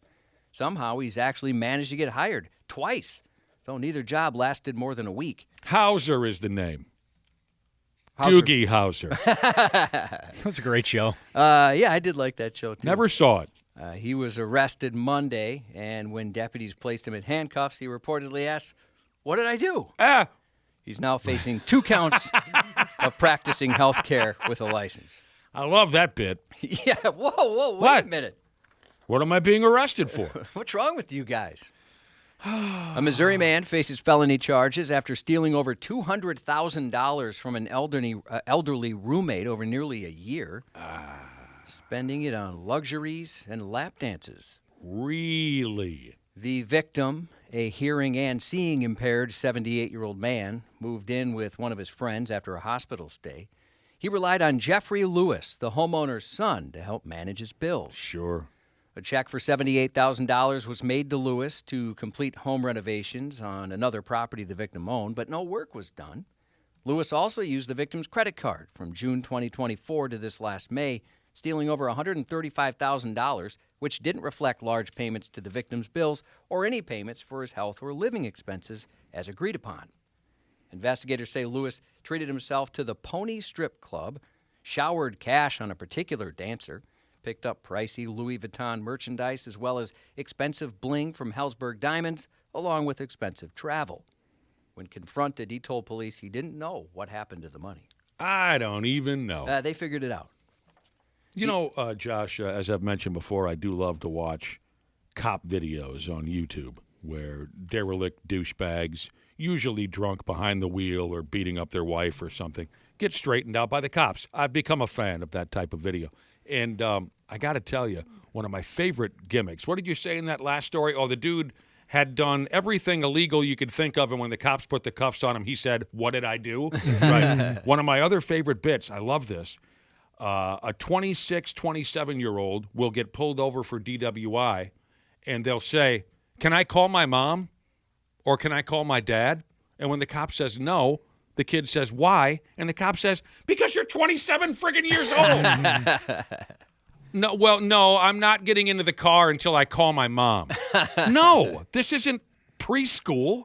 Would your mom even be like in the top 10 of people you'd want to call? No. Yeah, I would never think of something like that. That's pretty funny. I love that. I'm going to call my mom first. What the hell's the matter with you? You're 30. Mommy? Yeah. The FBI is warning people about a new scam involving fake packages with QR codes designed to steal personal data. According to a scam alert, if someone scans the code on a package they weren't expecting, it can prompt them to enter personal or financial information. In some cases, scanning the code can also download malicious software. Ooh, that's the worst kind. And secretly pull data from their phones. To make it more tempting, criminals often ship the packages without any sender information, hoping the mystery will push people to scan that code. You click on the QR code when it pops up there in your phone photo, and you're immediately accessing a website that you aren't getting full visibility of what that URL is. The FBI said the fake packages aren't widespread yet, but they're a twist on what's known as a brushing scam. Traditionally, brushing scams involve online vendors shipping products to people who didn't order them. Then they use the recipient's info to post fake positive reviews in hopes of better sales. In this new version, scammers are swapping in QR codes as a way to trick people into financial fraud. The FBI is warning folks not to accept packages you weren't expecting, and definitely don't scan QR codes from anything or anyone. I won't. You don't trust. I won't. In theaters this week. This week, yes. Tin Soldier, starring Jamie Foxx, Robert De Niro, and Scott Eastwood. When the leader of a dangerous cult triggers a standoff with authorities, a former soldier returns to the compound he left years earlier to find his missing wife. Also in theaters, in a dystopian America, 100 teenage boys are forced to compete in a dangerous walking contest in The Long Walk by Stephen King. The contest involves maintaining a speed of 4 miles per hour with warnings for slowing down. 3 warnings lead to immediate execution. What? Until only one boy survives. Well, why are they signing up for this? That sounds awful. Yeah, I'm going to guess they don't have a choice, but I don't know. I mean, they seemed kind of ready to go in the preview. I'm not too sure. Looks good, and it's gotten great reviews, too.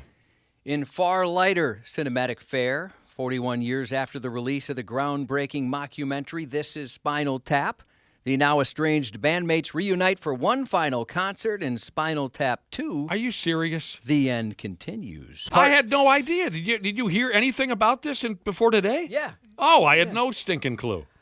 Spinal Tap partnered with Liquid Death to release an extremely limited edition 11-pack of canned Still Mountain Water in an homage to the original movie's iconic scene featuring special amps that go to 11. These go to 11. Right. Only 11 sets of the exclusive 11-pack of beverages are available, and it's $1,100. Jeez. But they are signed by the band's fictional members. Hello, we are Spinal Tap. Are you thirsty? I am. Me too. Well, how about some Liquid Death? The new limited edition 11-pack from Liquid Death and Spinal Tap. Each is signed by us. Get good and bloody drunk. No, it doesn't work that way. No, it's good for you. It's the 3 original guys back in the movie. Yeah. It's Michael McKean, Christopher Guest, and Harry Shearer, who, by the way, plays the character Derek Smalls. Anyway, it's the 3 original guys. This is the sequel to, there's one more big piece of heavy metal news that we should be discussing, though. Right, Josh? We learned this yesterday. Remember this? Was it Into the Void? No, I don't know what Into the Void is, aside from an old Black Sabbath song. The 50th anniversary tour. Oh, Twisted Sister. Twisted Sister. Oh, wow. Yeah, I was going to wait to bring it up until they release some dates. At least as of yesterday, they haven't. But I hope they come here. If you haven't heard, Twisted Sister is doing a 50th anniversary By God, Mean Gene tour. Yes, A.J. Perro has passed. Mark the Animal Mendoza will not be participating in the tour, but D and J.J. French and Eddie Ojeda will. That is so massive for me. I don't even want to talk about it for too long, Josh, because I'll get emotional. I know you, and I know you will. Oh, my God. The Jordan Clark Memorial 5K and 1 mile run walk is tomorrow morning at the Central Park Pavilion by the Eagan Community Center. The event benefits the Jordan Clark Foundation, a nonprofit dedicated to ending suicide by removing the stigma surrounding mental health. In addition to the run, there's family-friendly activities like a bounce house for the kids, kettle corn, and a wine wall cork pull, as well as live music. All info is available at jordanclark.org. And the 10,000 Lakes Concours d'Elegance is this Sunday at Canterbury Park. Of course, suddenly you morphed into Jacques Lemaire right there. Yeah, I'll tell you what. I had to practice this one. It was beautiful. 10 a.m. to 4 p.m. at Canterbury. There's an impressive lineup of cars, motorcycles, and even tractors on display that you won't see at other events in the Twin Cities. They benefit patients and families at Gillette Children's Specialty Healthcare. There'll be a kid zone featuring an auto-themed creation station, face paintings, and pony rides. Kids 16 and under and active or retired military members get free admission. The Minnesota Vikings interview. Personal foul, 69, offense. He was giving them the business. Touchdown! Vikings win it! On the Half-Assed Morning Show. A little surprised, but, at the end of the day, Monday Night Football, it's a tremendous win we got, but that's a team award. I don't look at that as an individual award at all. Defense kept us in it the whole game and found a way to bounce back offensively. So, yeah, it's great and all, but, it's on to the next one. It's on to the next one, he says. Here we are, our final chat this week with Randy Shaver and Brad Ryder. Hello, fellers. Good morning. Morning. Good morning. There they are. Let's bring our dude into the mix. I'm sure he can't wait. And, I noted earlier that I should try to remember some of the accolades that we can dump into the mix when we're talking to Andrew Depala. Good morning, Andrew. Hey, good morning, guys. Good morning. I got to remember to say Vikings captain and 3-time Pro Bowler, Andrew Depala. I know a lot of times we're real loose about it. We're like, hey, Depot, here's Depot. He's the long snapper. We need to captain. How many captains are on one NFL ball club, Andrew Depala? We have 8. Jesus. It's like 25% of the team. Well, how does that break down? Like one for special teams, one for the offense, one for the defense, one for the practice squad. How do you break it down? We have. How does it break down? I think we have 4 for offense. Okay. 4 for defense. And 3 for defense, and 1 for special teams. You're the special teams captain. That would be a good guess, yeah. Reason would say so. A lot of pressure. A lot of responsibilities. Nothing more than I've already been doing. Are you in charge of beer on the weekends or something like what that? What are some of the duties of captain? That's a great question. Do you require that they call you captain? Yes. I do. Captain, my captain? Yeah, I tell them when they address me, It's addressed me as captain. But no, I try to lead by example, show them the right way to do things. Congratulations on the gig. What would you say your weaknesses are that they should not follow that example? Probably how fast I run. You don't think you run fast enough? No, you got to run faster than me if you want to play in this game. We'd be out. We played audio there in the intro of your quarterback. What do you think of this young kid quarterback you got going over there, Depot? J.J. McCarthy, the NFC Player of the Week. Yeah, I think he's looking pretty good. That's really neat that he got that too. It's hopefully that's like a confidence boost for him, and we can kind of build off that. I question his decision making though. He's already engaged. Had a kid. Don't you want your quarterback to be a good decision maker? He's 22 years old. He's already got a fiance and a baby. Don't you question his decision making with that?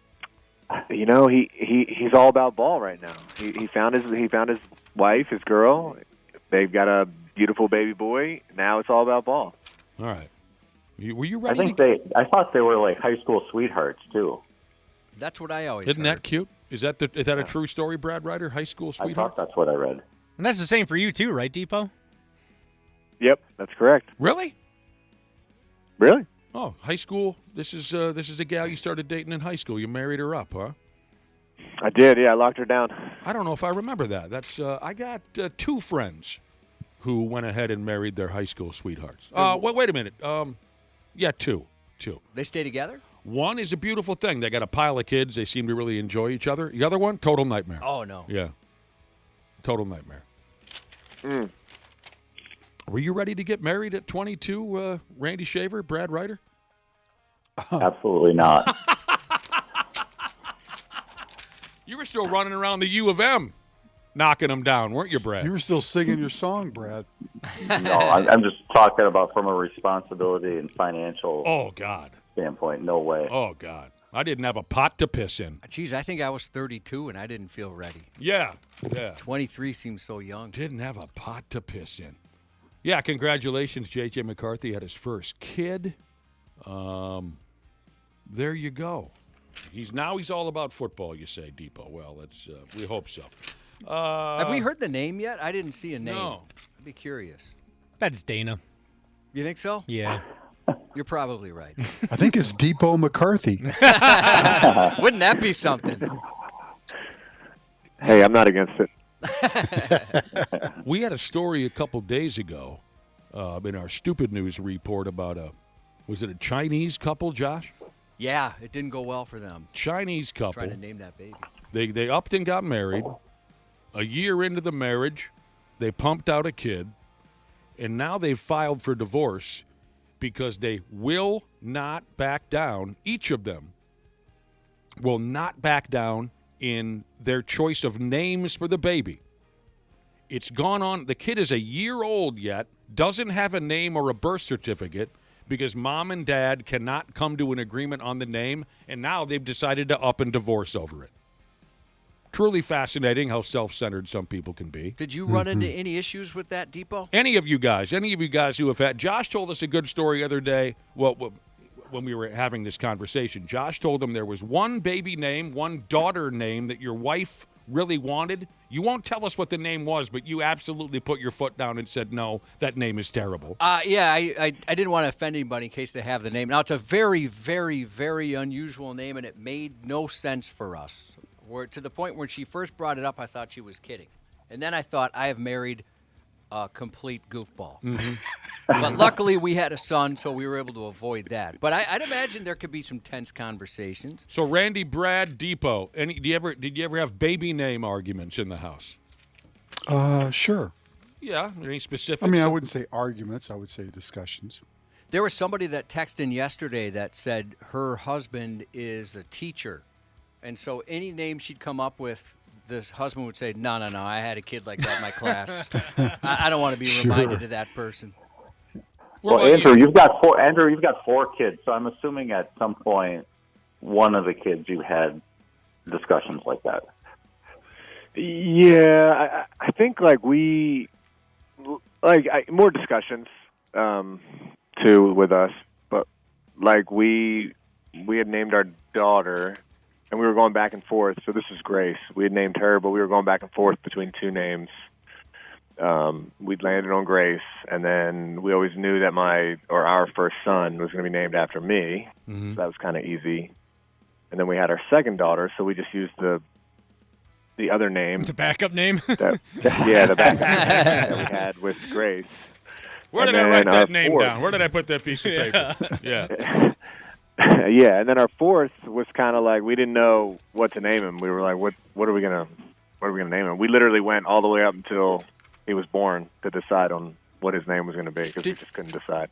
Did you guys do this? We looked up and tried to think of every possible insult for some of the names we came up with just to make sure we didn't curse the kid. And obviously, like Karen, who would have thought, right? There's ones you just never, or Stacy's mom jokes. Some of those you can't predict. Well, you can't name a kid Jack anymore. Right, yeah, there's names we know you shouldn't do.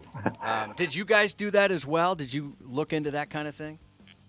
Oh, yeah. Yeah, we thought about every insult, every nickname, good or bad, that could come up with a name. God, that's funny. Yeah, it's tough enough being a kid or growing up sometimes. You just don't need to add that. Speaking of not knowing where a name could go, I have a friend. She's about my age. She's named Siri. Parents had no idea that would turn into what it became. Yeah, like I said, there's some you'll never be able to predict. For God's sake. Yeah, I remember as a junior high kid, I had a classmate named Guy, and I didn't understand.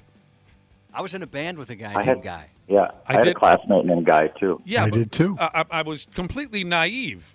I had no idea as a 12, 13-year-old kid that Guy was a name. So I made the assumption that his parents named him Guy, like dude, male. You see what I'm saying?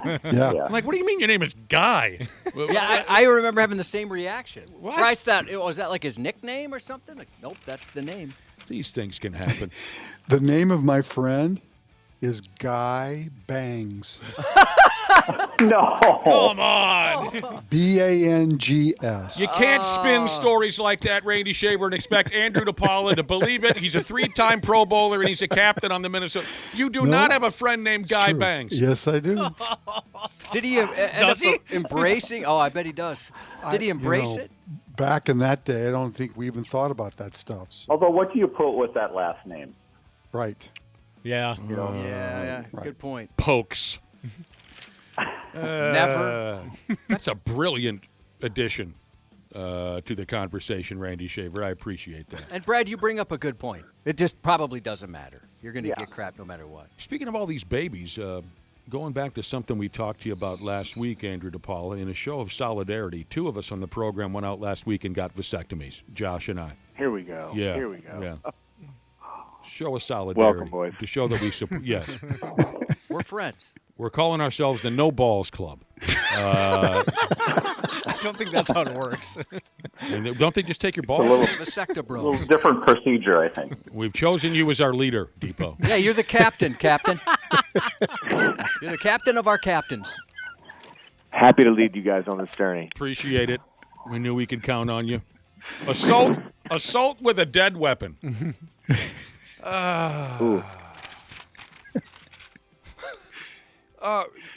Andrew DePaula, what non-football related training do you or your teammates get into in the off season? Like I've read some guys take yoga or taekwondo or MMA to strengthen their hands. Or I've even heard ballet. Log rolling. I don't know. Ballet, right.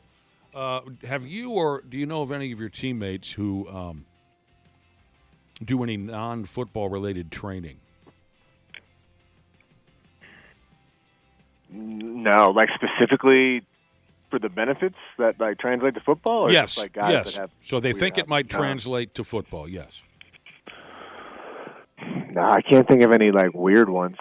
I was reading about a football player the other day that has gotten himself into sumo wrestling. He's a lineman. I think it's like a Canadian football player or something like that. He's gotten himself into sumo wrestling in the off season. Would you ever sign up for something like that? I mean, if they had a weight class. Yeah. I think they do. I think that's how they broke it down. Would you be okay with the outfit? Yeah. That outfit is sweet. You could pull it off. I think I could too, yeah. Do you do anything like boxing or MMA or anything like that? You know, I actually used to take kickboxing, and it was great for my shoulders. And I just don't live near that gym in the off season anymore. It's just too far of a drive. I wish it was something I would keep doing. And, I mean, maybe as I'm saying it out loud, I probably should get back into it. But I used to do that, and that was great. Could you just kick the guts out of a guy if you wanted to? What do you call it? Like, could you kick average-sized guy in the face? Could you get up that high? Yeah. Yeah. That's impressive. I don't know if I could get a kneecap at this point. I'm just not very flexible. No, I can't. I can barely get out of my chair. By the way, half-assed NASCAR Jesus has texted in Andrew DePaula. He's not going to refer to you anymore as a long snapper. You're a long snipper. That should be the. That's what our group should be called, the long snippers. The long snippers. I'm glad we're using the word long. Yeah. It's kind of like when you call a heavy guy tiny. It worked out, didn't it? It worked out. We're long snippers. Yeah, so this guy was trying sumo wrestling. You know, they slap bellies and the whole works. Did you guys know there was a sumo wrestler in Japan years ago who was 645 by God pounds? How do you move? No way. Yeah, 645. It says here he started as a 17-year-old at 400. How much do you weigh, Andrew? You're a slim guy, really, compared to some of the other boys out there. What do you weigh? I'm 230. Oh, yeah. Oh, yeah, that's because you're. How tall are you? 6'2". Yeah, does seem kind of light. This sumo wrestler in Japan started off as a 17-year-old. He was 420 pounds. As a 17-year-old. Jeez. 6'3". By the end of his legendary sumo career, he weighed 645, and they said that did not really work well for him. Towards the end, he'd lean forward, and if he missed the first time, he'd be on his face, and that was it. I don't know. Sumo wrestling, certainly you can see how that might benefit a guy on the offensive line, right, Andrew? I could, yeah. Oh, man. Well, we know you only got a couple minutes to go. Sunday night, the Atlanta Falcons come to town for the home opener. Oh, you get to see your old bro again, Cliff. What the hell was the quarterback here for many years?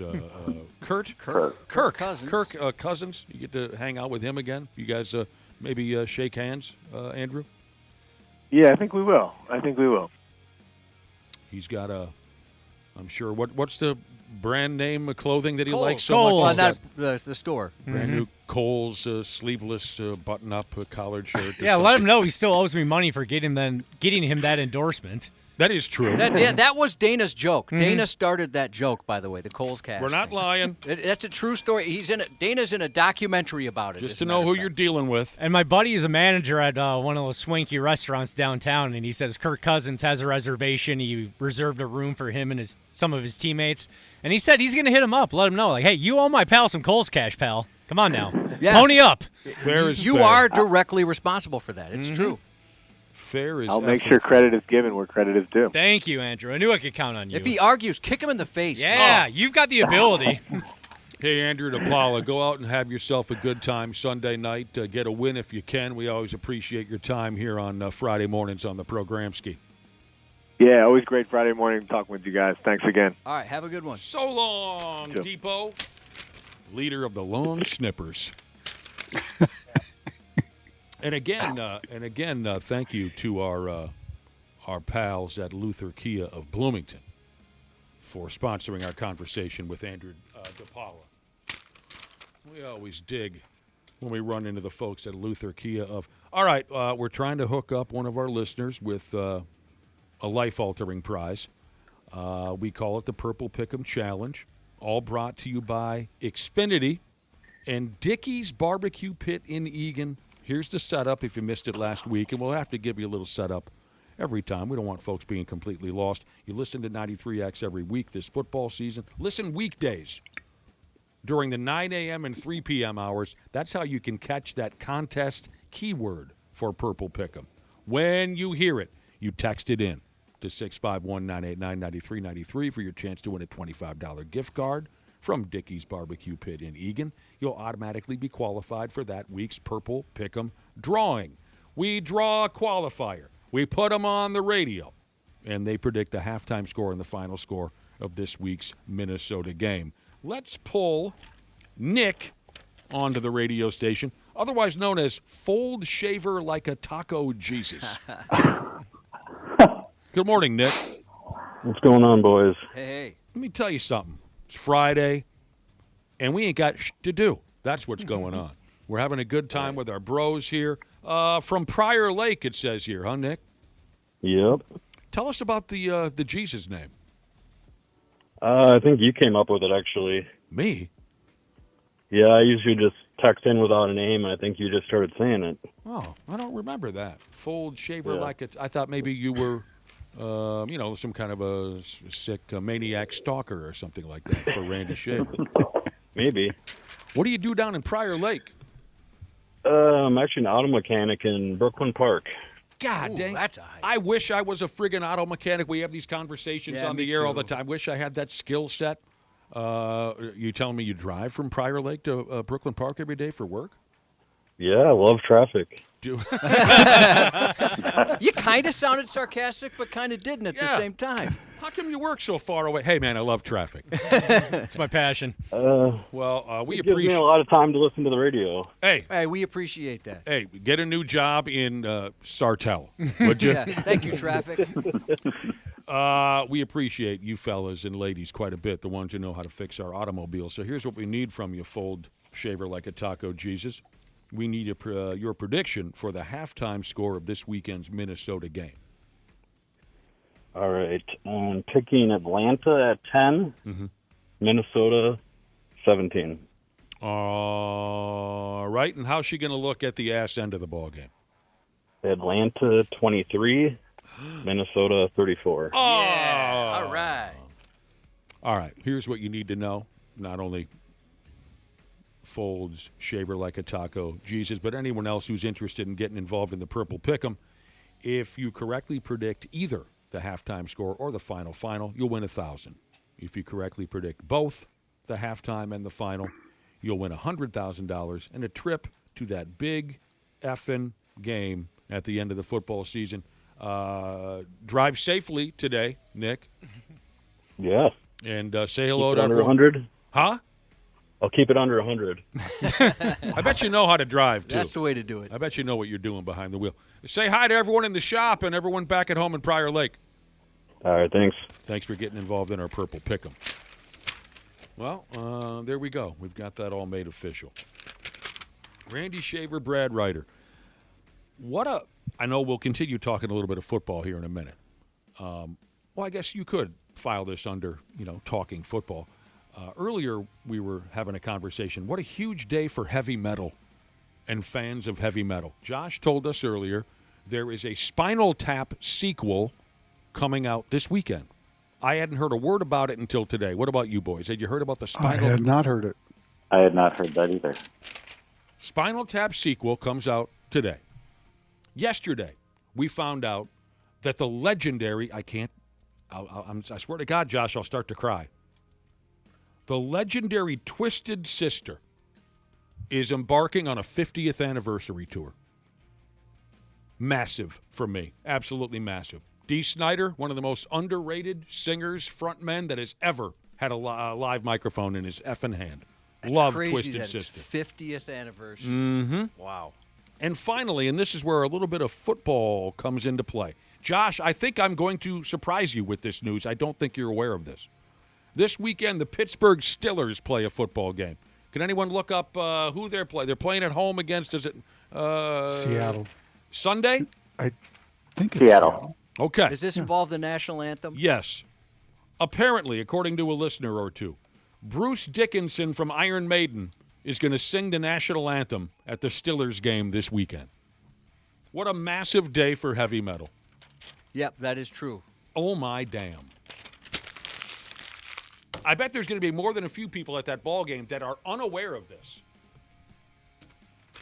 And then they see Bruce Dickinson spitting that song out. My goodness. Do you think any Iron Maiden fans are just going to show up for halftime and then take off? They're not interested in the football? that might be worth the price of admission alone.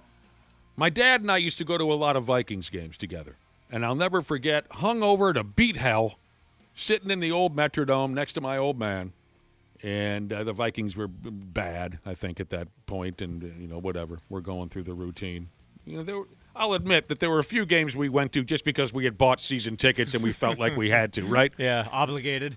Feeling like garbage sitting there, and all of a sudden, the voice on the PA says, "Singing today's national anthem is Atlantic recording artist Joey Belladonna."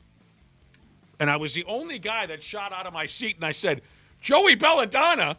And my dad said, "Sit down. Who the hell is Joe?" It's the lead singer of Anthrax. I don't know how it happened, but maybe someone in our listening audience was at that game. Joey Belladonna from effing Anthrax sang the national anthem. That'd be awesome. It was so... Especially if you didn't know it was going to happen. I How had cool no would that idea. be? It was so bizarre. And he wasn't very good at it. Oh, he wasn't? No. That's too bad. Maybe if he had a harder edge, he could sing. That'd be better. I mean, did you have the same reaction when we were at the NHL All-Star game and they said, "Here's Will from the television show Will and Grace"? When he sang the national anthem? Oh, my God. They're like, "Eric McCormick from Will and Grace," and you turned to me and said, "Who is Eric McCormick from Will and Grace?" Yes. I know I'm not trying to start trouble. I know I'm in the state of hockey. But when the All-Star game was in town, that was one of the most miserable experiences of my life. It wasn't very entertaining. It looked like it was in slow motion almost. The Bare Naked Ladies played a show somewhere. Yeah, they were part of it. The guy from Will and Grace sang the national anthems. And then the Western and Eastern Conference All-Stars put on the most lifeless and boring hockey game I have ever seen in my life. I'm sorry, but that is not a fond memory for me when the All-Star game was here. We were pretty disappointed. Oh, my God. The only highlight was we were sitting behind the Wooger. I'm sure tickets weren't cheap either for those people that went and saw that mess. I think that was actually pretty reasonable. Yeah, were they? Believe it or not, I mean, they were affordable. Oh, okay. The only highlight was we were one row behind the Wooger. Oh, I missed the Wooger. We even said what up to the Wooger. I tried to go drink for drink with him. Good luck. That was a mistake. All right. Packers 27, Commodores 18. Cubby says when the time comes, the Vikings will have no chance against Green Bay. That's not what I said. I said they might give us some trouble. They look really good. Yeah, they look like they're going to be a problem this year. Yeah. Unbelievable. Commodores losing to the Packers. By the way, a listener texted in, and he said, "I was at the game that Joey Belladonna sang the national." That's great. Some dude had a leg come off in last night's ball game or something. Oh, I felt so bad for him. He looked like he was miserable. Dietrich Wise, 8 years in New England, comes over to Washington, gets hit from behind on the extra point. Yeah, he's able to jump and get penetration, but the right side of that offensive line, it's their protection team. They just fall back with the push, and right there, see all the weight came down on him. Of course, the Commanders knew right away. Everybody was taking a knee. There's the entire team right there. We'll be back. What happened? He got rolled up on it. It looked bad. And, I was telling Nick off air, it looked like he was balling for a while. I felt so bad for that guy. There were a couple of big injuries last night.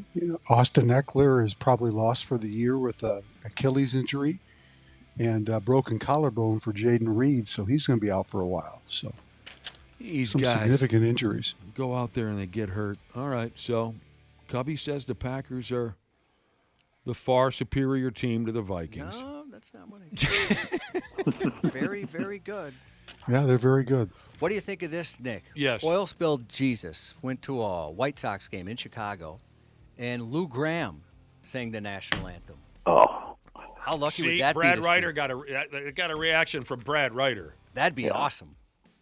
Come on. Lou Graham's solo is amazing, too. Lou Graham, right? I'll put him right in the same category as Dee Snider. Wildly underrated.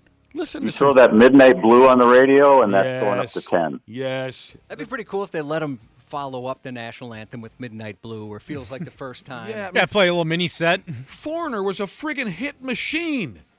That's all they did was make hits, Foreigner, for Christ's sake. I went and saw him at the State Fair a number of years ago. He played at the band show, the Lining Kugel's band show. He didn't even play at the grandstand. He played a free show at the band show. Didn't you say he can still bring it? Oh, dude. He walked out looking like your dad's old high school buddy, you know. He was wearing a beat-up pair of jeans and some Skechers tennis shoes and a faded old flannel. He looked like someone had just woken him up. Like, hey, Lou, you got to sing for this crowd in Minnesota. And then he just knocked it out of the park. Lou F. me running Graham. What do we got going on this weekend? It says here there are 9 former number 1 overall picks starting at quarterback across the NFL this season. There are 9 of them. This year coming Sunday, 8 of them will play against a fellow top overall picked quarterback. Are you following what I'm saying there? Yep. Mm-hmm. Here are those matchup. Jaguars at Bengals. So you got your Trevor Lawrence against your Joe Burrow. These are all former number 1 overall picks. Bears at Lions. Caleb Willem, Jared Goff. Rams at Titans. Matthew Stafford and someone called Cameron Ward. Mm-hmm. I'd say that's a new name for me. That's the rookie. Oh, Panthers at Cardinals, Bryce Young, Kyler Murray. None of those matchups are exciting. None of them. Despite their history of being number 1, it doesn't do anything? Maybe the Bears and Lions just because we follow those teams closer because they're division opponents, but none of those matchups. So that leaves Baker Mayfield, who was drafted first overall, also by the Cleveland Browns in 2018, as the lone current starting quarterback who was drafted number 1 overall, but not in on the fun this weekend, although he is playing the Houston Texans. And their starting quarterback, C.J. Stroud, is a number 2 overall pick. I'll be damned. Golden Gopher football late tomorrow night. Too late. 9:30. How do I say this? The Golden Gophers are set to play at the University of California, Berkeley, against the Golden Bears. That sucks. Well, you got nowhere to go Sunday. Yeah. Stay up. I'll try. But that's late. Instead of complaining about it, just plan for it. Oh, listen to this guy. Here's a guy who just got done saying that number 1 overall picks aren't good enough for him. But I don't want to be up to 1:30 watching a football game, and I'm the complainer. Twins Diamond. 9:30 is about when you used to just get it going. I know. But Brad Ryder, those days are gone. Yeah, that's tough to imagine these days. It is so different. Yeah. We had some friends asked to meet for dinner at 8. Jesus. And I thought, well, that's ridiculous. Why would you ever eat immediately before bed? Yeah. No, it's true, though, too. Like, if back in the day when I was in my early 20s, I said, hey, well, let's go to the bar. Go to the bar. It's only 9:30. What are you talking about, go to the bar? Right. That's true. People would kind of look down on you if you showed up before then. Mm-hmm. Those folks that invited you to dinner at 8 are cyborgs. Or vampires. Nobody stays up that late. They weren't going to eat anything except maybe you. Twins Diamondbacks all weekend at Target Field. Oh, here's something to look forward to, because I know a lot of you just said Twins Diamondbacks. Jay Cutler is what they said. But one of our listeners, Harry Armpit Jesus, will be racing in the mascot race tonight at Target Field. Oh, those are always fun. Does he already know who he's going to be, or do you have to? Do they just kind of assign it to you? You've done it. I did it. We just decided once we got into the locker room. Okay. So he doesn't know what character he's going to be, Harry Armpit Jesus. But just his luck, he just rolled his ankle at work yesterday. Oh, no. Oh, that sucks. Dang. Well, I'm not betting for him on the big screen. He turned his ankle.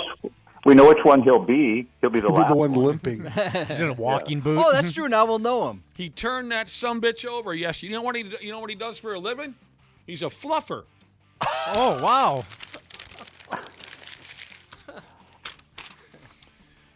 Aaron Judge and the New York Yankees. Miserable. Just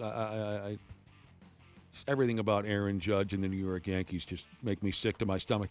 Last night, what did he do? Aaron Judge hit 2 home runs in his first 2 at-bats. He's a cone. And now he's tied Joe DiMaggio for 4th on the Yankees' all-time home run list, everybody. Think about that. I know. Wow. 361 career And the home. names ahead of him are Lou Gehrig, Mickey Mantle, Babe Ruth. That's just Don't you hate him? Just fuels more hate for me. And he just passed Yogi Berra. Yep. Yeah, Calibration It's Jesus. pretty cool, though. No, it's not. Calibration Jesus just texted in, and he says, from now on, whenever he wants to say that he doesn't care, I'm just going to say Jay Cutler. Yeah, that's our bit. Yeah, that's what we've been doing. Keep going with that. Yep. Yeah, that's I love that. That is what we're doing around here, And Calibration. it's more fun when people have no idea what you're talking about. Right. Mike Trout finally homered last night in Seattle, and that ended a career-long 28-game homerless drought for Mike Trout. And the dong put him one shy of 400. Think about what could have been with Mike Trout. With all the injuries here in the latter half of his career, if he had stayed healthy, the numbers he could have put up. Yep. It's crazy. Or if you played for a good team. Well, yeah, you can still have numbers and play for bad teams. Well, I just meant like career, personal success, winning World Series Yeah. and deep playoff runs. Sure. In last night's game, that hog that he hit against the Mariners was his 56th career home run against the Mariners. And nobody's hit more dongs against Seattle. I got a kick out of this. AwfulAnnouncing.com. Here's their headline. Pack it up, folks. We've officially launched the last podcast. And here's why they say that. Cooper Manning, okay, he's Eli and Barry. Older brother. Eli, what's the other one's name? Peyton. Cooper Manning, he's the Manning that didn't make it, right? Kenny Mayne, who used to work on SportsCenter. I love Kenny Mayne. And Brian Bumgartner, From known The Office? as From The known as Kevin from the Office, are launching a golf podcast. Did they just put like a bunch of names in a random name generator, and that's the three they came up with? They had a I'm not a dartboard. podcast guy, but I would listen to that. Brian Bumgarner, isn't he like the guy that makes the most money on Cameo? I thought it was. Yeah, I think so. I think you're right, Josh. It was kind of a weird fact about him. Nobody It's makes. either he or Ric Flair. Is Ric Flair on Cameo? Oh, didn't we try to get Ric Flair once? It was like $1,500 Yeah, I for think it was 30 seconds. I think it was $1,000. Oh my gosh! Are Yeah, you Dana, serious? I think they had, the old bingo wheel, the barrel with the balls in it. Not like we do today, but the old rattling bingo barrel full of balls. That's how they came up with Cooper Manning, Kenny Mayne, and Brian Bumgarner are going to host a golf podcast.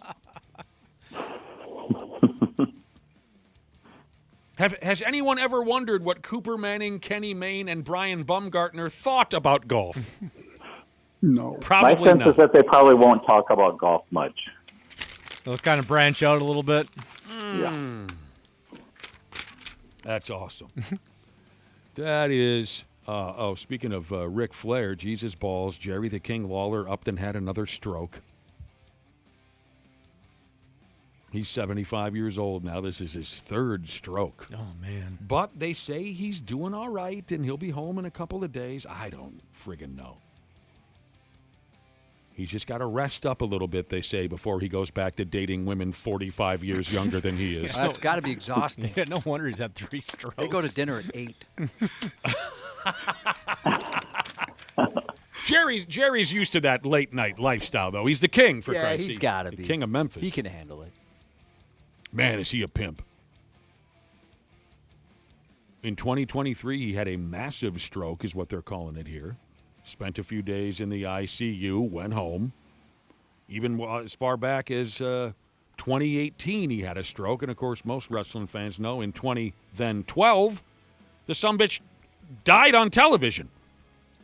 Dropped dead of a heart attack while they were doing a live version of Raw, and they popped him back to life. Hang in there, King. Just think puppies. Oh, he loves puppies. Just think puppies. I wonder if I have proof of that. Oh, man. One of the funniest guys ever, Jerry Lawler. I worry about guys like that. I do. I remember once watching WWE, and Jerry had a mic in his hand, and he was interviewing members of the audience, and he pointed he said into the microphone, he had like a 9-year-old kid standing there, and Jerry Lawler said, "Who is your favorite wrestler and why is it me?" And put it in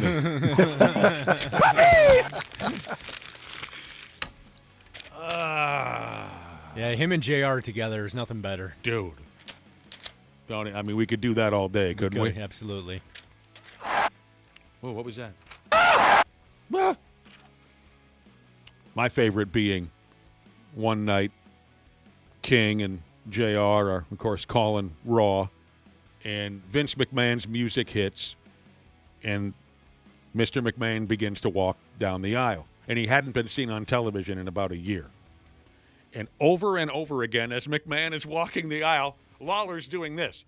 "It's Mr. McMahon! It's Mr. McMahon!" The music goes on. "It's Mr. McMahon!" More music. "It's Mr. McMahon!" And JR finally goes, "I know damn well who it is!" The WNBA playoffs begin Sunday. And I believe I have this right. The Lynx will face the Golden State Valkyries in the opening round. Oh, here's a listener telling me that Ric Flair, how do you say his name? Flair. Ric Flair wants $500 on Cameo. Yeah, I just looked it up. Oh, $500. Is that way up there? Yeah. That's pretty expensive on Cameo, yeah. Jesus. Because I think you mentioned Brian Baumgartner, how he is the most profitable. I think he makes his reasonable, so he just does a lot of volume. He's does a bunch of them a day for whatever he's charging. That makes sense. Randy Shaver, I'm not trying to force you out of this gig because, it's been 20-some years. You might as well stick around to the bitter end now. But but why don't you should fire we'd up. like to cut you back to once a week. Why don't you start a Cameo? People can No, talk to. thanks. No? Dick Bramer does that for charity. Yeah, he does. We got one from him. $195. Oh, my God. For Kevin from The Office. I mean, the Cameo bit is a great bit. We've had Tara Reid. Yep. You got me Tara Reid for my birthday. That changed me oh my God, for a good 2-3 days I couldn't stand up straight after getting it. And she made hers in a bikini on a beach. She was on a beach in a bikini when she did my Cameo. Britt Baker, the wrestler. Yep. Personally, a friend of mine once got me a Cameo from Andrew Dice Clay, and he went on for about a half an hour. So my wife got... He was so funny. At the time, he was the guitarist for Megadeth, Kiko Loureiro, one of my guitar heroes. My wife got me a Cameo from him for Christmas. And he was awesome. Remember I played that for you? Yes. He's such a likable guy. And he had this cute little accent. Yeah, awesome accent. And hello, Josh. I am Kiko from, that whole thing. Went on for a long time. We got our money's worth, or her money's worth. The dude who came up with the song Shoes. Oh, yeah. He did us a Cameo once. It's a cool thing. I agree. Dice went on forever, and his wife's in the background saying, "Look, we got to go to dinner." He's like, "Hang on a second over here. I'm talking to my friend." It was unbelievable. He went on forever, and it was kind of funny because it was a friend of mine sent Andrew Dice Clay all my information about whatever. And you could tell Andrew just picked up the piece of paper, hit record on the Cameo, and just, because he didn't prepare for it at all, but he's so good at improv. He's like, "Oh, it says over here he works in morning radio. Big shot, huh? Look at this guy. He's a big shot. He's getting all the ass on the radio. He did all the bits. It was great." Here's an example of Brian Baumgartner. Hello, Josh. Josh, my friend. Surprise. Yeah, I know. I cannot believe it's me either. It is your birthday. Josh, that is freaking huge. That's what she said. Oh. One of our listeners paid $400 for a Cameo from Brent. Oh, really? Oh, my. I bet he's not on there anymore. Oh. Brent Favre, they mean. Let's see if he is. Good question. Does the Wing Ding guy, does he do cameos yet? I don't know. Oh, he should. Yeah, Brett Favre's still there. $300. Before we go, find me one more cameo that you think that I would get a thrill out of. Find me somebody, will you? Or you. Someone just, I'm assuming you're looking at a list of Cameo. No, I'm just kind of Googling people. Oh, I thought maybe you were. Okay, we just talked about him. Lou Graham. You can get a Lou Graham cameo if you want. Really? Yeah. I would fall down and into the fetal position if Lou Graham gave me a cameo. How much does that run? So, if I Google it... 1 pack of cigarettes and a 6-pack of beer, I bet, for Lou Graham. If I Google it, it says $149, but when I click on go on actual Cameo, it doesn't say. But if you want to send him a message, it's $20. I'd like to send him a message for $20. Lou Graham? Yeah, you can send him a message if you want. Tell him I love that version of Hot Blooded from back in '78. All right, we got to get going, gentlemen. Have a wonderful weekend. Thank you, you too. Thank you, Brad. Well, they're waiting for more compliments. What are you doing? Who's that actress that Randy admitted she gives him a boner all those years ago? The English one who was in Austin Powers. Oh, Elizabeth Hurley. What are you doing, looking up Elizabeth Hurley cameos I'm not or looking something? up anything. I said I want you to listening. have a wonderful weekend. Well, thank you. You too. All right. I'm sorry. Jeez Louise. It's Tile just- Jesus got his wife a Tay Diggs cameo, and he sang to her for her birthday. That's my wife on her hall pass, which, by the way, is very long and growing. He's been #1 forever. Was Tay he not Diggs. in Malibu's Most Wanted, or am I thinking of somebody else? Oh, if he was, I don't remember. I never saw the entire Malibu's Most Wanted. That makes you less of an American than you were 30 seconds ago. We'll see you guys on Monday. See ya. All right. We'll be back in a few minutes here on the program. The 93X Half-Assed Morning Show. Hey, podcast pals. Dana here to give you a friendly reminder that now is the best time to get your furnace tuned up before we take a shot to the face with cold Minnesota weather. My pals at Standard Heating and Air Conditioning currently have same-day and next-day openings, but they won't last long. By the time October rolls around, if your furnace craps out, you'll be freezing your private parts off while dealing with side eye from your significant other and pets for not calling sooner. So give Standard Heating and Air Conditioning a call today. Check this out. You can save up to $70 on your tune-up with Standard Heating. Visit standardheating.com. That's standardheating.com to book today. This episode is brought to you by Progressive Insurance. Do you ever think about switching insurance companies to see if you could save some cash?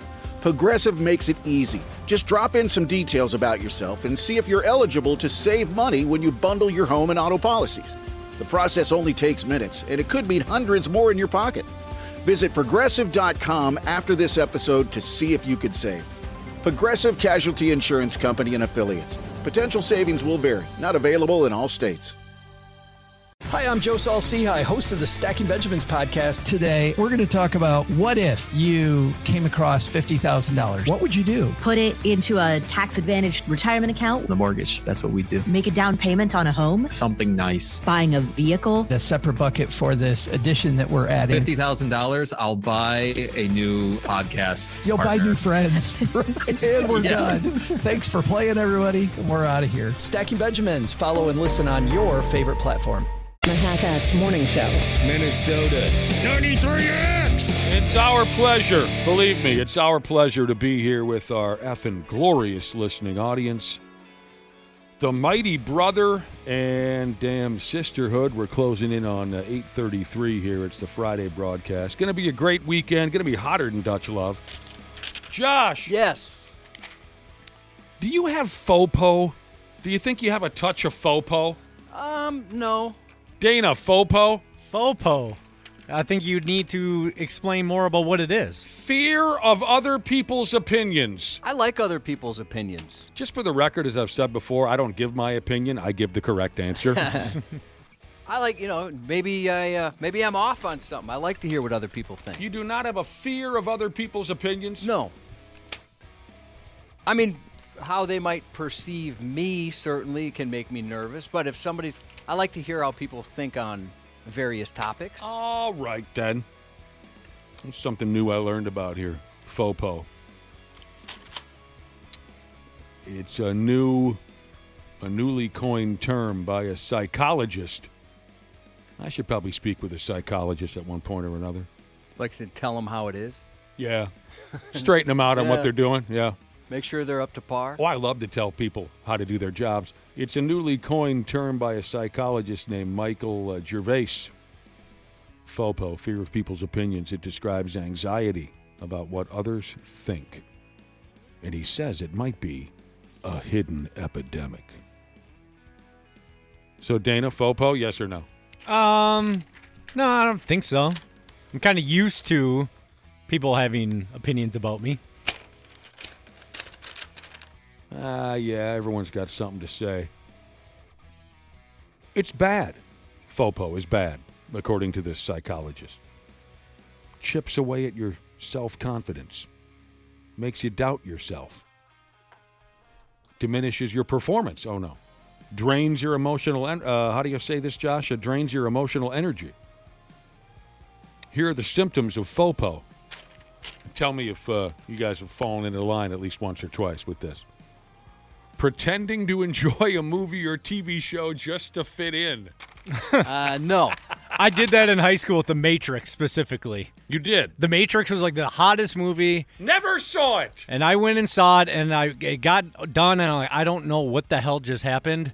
But everybody loved it. Everybody had it on DVD, so I was like, yeah, I love The Matrix. I went and saw the second one. Still, I had no idea what the hell I just watched. Pretended I loved it. Then finally I got to a point where I'm like, guys, I'm out. I don't know what's happening in these movies. You finally came clean? Yeah. I was like, the bullet scenes where he's bending over backwards, yeah, that's cool looking and all, but I don't follow the plot whatsoever. I'm done with this. Well, you were a kid. Yeah. Josh, was it The Matrix? Was that the movie that inspired you to, when you were considering, years ago, you were considering replacing your normal legs with robot legs? Was that The Matrix? No, you're thinking of iRobot. Oh, okay. Yeah. Social anxiety, Jesus. He says he thinks about every interaction he has during the day while in bed. If that's FOPO, I have that, sure. Quite often I'll go, God, did I misrepresent myself? Well... Okay. So that seems a little different to me, but maybe that's what this is. I don't know. This is brand new. We're not entirely sure exactly what defines FOPO. But recently, Josh, you couldn't sleep one night because you thought none of us enjoyed your house party. Oh, yeah, that really affected me. He could not sleep, couldn't get to sleep because he was so bothered assuming that none of us enjoyed the house party that he threw. Yeah, that is true. And whatever definition that is, you friggin' have it. I have that for sure. Yeah. You're right. You're not exaggerating. I think I even reached out to your wife. You did. You did. Okay. Yes. Yeah, and it wasn't like you guys were showing any obvious... And you stuck around for a long time, and you weren't showing any obvious signs, but... I did worry about it. As soon as the party was over, you said to yourself, well, nobody enjoyed themselves at all at that deal. Even though I texted him on the way home, reassuring him how much fun we had, and then texted you again the next morning to reiterate again how much fun we had. I probably even said, shoot, should I read between the lines here? Yeah, you know what? I'm embarrassed now because I think I might have texted your wife on her way, your way home when you guys drove home. Oh, yeah. Yeah, I think it was that quick. You sought her counseling almost immediately on this. She's very helpful. Okay, here's more signs of FOPO where you have a fear of someone else's opinion, fear of people's opinions. Laughing at jokes you don't find funny. I'll do that to be polite. To be polite. I mean, not like overly do it, but and certainly if I know somebody likes something, I would never rip it. Here's where I think you have FOPO, at least what we know so far about FOPO. If you feel anxious when ordering in front of others, they're going to judge what I'm ordering. Okay, I know someone who has just a wonderful personality, absolutely hilarious, fearless, except when it comes to things like that. They've asked me to order for them, or maybe make an excuse why I got to run to the bathroom. Do you mind ordering for me? What? It's pretty bad. I've never heard of something like that. And you would never guess. It's just very odd because outside of that, they're very outgoing. They got a job where they work with people all the time. Another sign of FOPO is staying late at the office because coworkers or your boss haven't left yet. And you don't want them to think, well, look who's leaving a little earlier. Look who doesn't do enough work around here. You stay late at the office because coworkers or your boss haven't left yet. That makes sense to me. You'd probably get a reputation, right? I mean, depending on your level of performance, but if it's all on par with everybody else, I could see folks Because I'm sure everybody else is doing the same thing, right? It's probably one or two people that got nothing else going on that are sticking around, and everyone's thinking, well, son of a bee. We've actually had fun with that. Dude, that brings up one of the most... We must be thinking of the same thing. One of the most enjoyable bits that we've ever put together here, off air. Go right ahead. I loved this so much, I can't even put it into words. This is long. I mean, I had hair when this happened. We had hair. We collectively. Yeah, we both had hair, right? And by the way, tomorrow's Bald is Beautiful Day. Thank you for the listener that texted that in. It should be a whole month, but that's fine. We'll take the day. So there was a gentleman who was very difficult to work with. In this, we're not speaking out of turn. Everybody would agree. Anybody who knew him. And it got worse and worse and worse. And for whatever reason, he'd stick around, but would never contribute anything, so he might as well have just gone. Right. And usually what would happen is, I mean, it's almost a comedy. Even if you didn't have a sound on and you're watching a video, you'd see it. When Nick or I would stand up, this person would spring out of their chair thinking, okay, we're going home. He never wanted to leave until we left. No, and so back then, like now we can do, the majority of the stuff we do from home. Right. And couldn't do it back then. Right. So, you know, we're here till 3 in the afternoon or whatever. It was miserable. Yeah, so we're here forever. So that was the case. So what we started to realize, like, geez, it's immediate when one of us stands up. That one of us would go like, all right, get up. Yeah, straighten yourself in your chair. And then all of a sudden you would do it. And then eventually we morphed to one of us would go to the bathroom, come back, and then the other one would go to the bathroom. Right. So we just kept doing that. This dude wanted to go home so badly, but he didn't want to leave until we left. I guess he had a fear of other people's opinions. He didn't want us to think he wasn't as hard a worker as we were. Now, again, like Josh said, it wasn't like the guy was putting in any work. He was just sitting there, sitting and waiting. He wanted to leave so badly, but he wouldn't until we did. So and nobody would have minded if you left. Not at all. He was unpleasant to be around, but aside from that, it's like, well, you know, like you said, he wasn't really contributing, so just go. What's the problem? So we tortured him for months. Tortured him, like Josh was describing. We would act like we were getting out of our chairs and then resettle ourselves or trade trips to the bathroom. We would sit here. Maybe this says something about Josh and I. We would sit here a good 2 hours later than we had to. We punished ourselves. Just to torture this friggin' guy. It was the most fun, one of the more fun bits I've ever been involved in. It was kind of a social experiment. It was. Just to see how far can we push this. It was so easy. So easy. When everybody's trying to please me. What band? Guns N' Roses. What record? Appetite for Destruction. What year? 1987. Great record. First track on the record. Faux po. Fear of people's opinions. They go into some long spiel here about how to break the cycle. I don't really care to get into that. I mean, I guess would it count? I never want to upset anybody or leave anybody, you know, feeling bad. Does that count? I don't know. That's just kind of how I was raised, and that's how I feel like I never want anybody, if anything is misconstrued or, you know, never trying to be provocative. I don't know. Want everybody to have a good time. I don't know how to define these things. It's brand new to me, faux po. But I'll tell you what. I can't help it, Josh. That was pretty damn funny.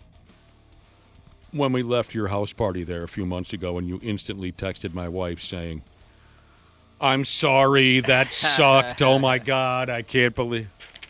We had a great time. Yeah, what do you expect? Were we supposed to pair off and start bumping or something? I mean, we had a good time. Then I would have known. All right, here we go. Yeah, I mean, I know you bought a lot of beer. What am I supposed to do? Get all full of beer and, take off all my clothes? We had a good time.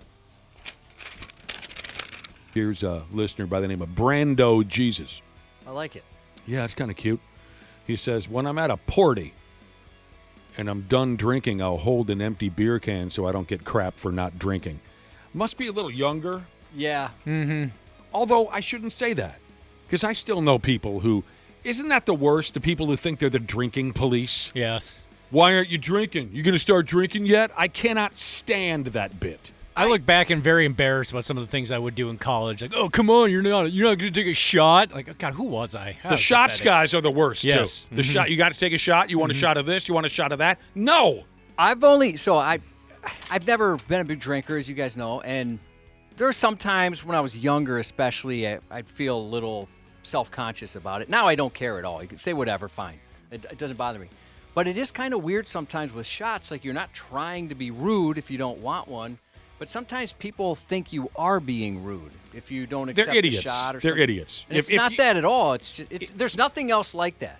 Like, if somebody brought me a Frosty, and maybe I just wasn't. I can't handle the Frosty right now. Nobody would be offended. You got enough weight on you. I know. I'm sensitive about this, and you keep bringing it up. Fopo. It's a fupa, according to some people. Right. I think fup was good enough. We didn't need to add on to it, but that's a whole different conversation. Right. But it is weird. Shots especially, people think like it's an affront, and it's not. It's not meant to be. If you're offended, if you bring someone a shot and they say no and you're offended, then you're doing it all wrong. But that sucks, Brando Jesus, that you have to sit there holding an empty beer can because your friends bust your balls for not. And I shouldn't have assumed that you're younger, because just a few years ago, we were out of town summers, me and a bunch of bros, and I don't have to explain myself. I'm not out to prove anything. I don't take an interest in anymore. I don't take an interest anymore in having a beer at 8 o'clock in the morning. I don't, because I'm just going to be destroyed by 6 p.m., and I don't want to be destroyed by 6 p.m. I want to go out and have a good time. Mm-hmm. So I wasn't drinking at 8 or 9 or 10 or 11 or 12 or 1 or 2. And one of my buddies walks up to me and goes, "Hey, you can go ahead and have a beer now." And I said, "You know what, bro? I'm 49 years old. I know when I want to have a beer." I hate that bit. I don't know what it is. I don't know why. What inspires someone to take that stance? I think are you drinking? Are you not drinking? Oh, you're not going to drink? You're only going to have 2? Hey, watch your own bobber, right? That's the slogan. I love that. Yeah, Ashley taught me that. I love that slogan. Very clever. But before we went to break, we were talking about FOPO, fear of people's opinions. Overthinkers entered the conversation, too. And Josh, you admitted you are an overthinker. Oh, yeah, for sure. A listener referred to it as paralysis by analysis. Yeah, that's great. Oh, I'm sure there are some things that there are some things, I'm sure, where I overthink the process. Jesus, is this true? The average person makes 50 decisions in a day? That sounds overwhelming. I guess if you break it down, even like the little things. There must be tiny things like, what am I going to have for lunch? Mm-hmm. That kind of thing. It's got to be a little tiny thing. I guess, but still, 50 decisions a day? Which adds up to roughly 1.5 million choices in a lifetime. No wonder some of us are overwhelmed. And about a quarter of us admit that they're regularly stressed over simple decisions, like buying food at the supermarket, at the grocery, anxiety over what the hell to buy.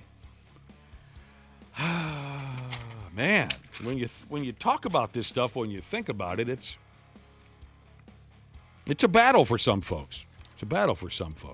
Yeah, some more than others. I mean, I know people who have reached a position where, let's say, they're vice president of a company. Yeah.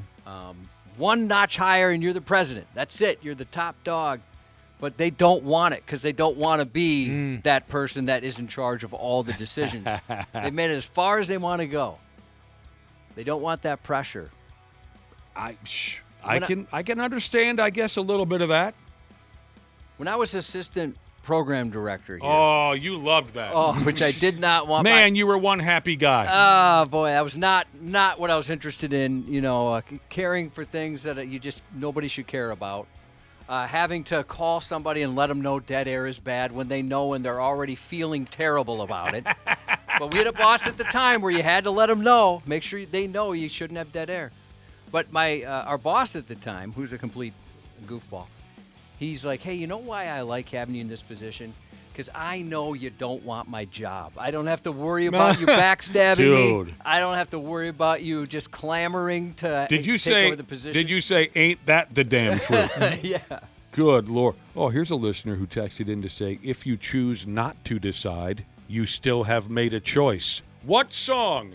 If you choose to have made... That's Rush, and it's Free Will.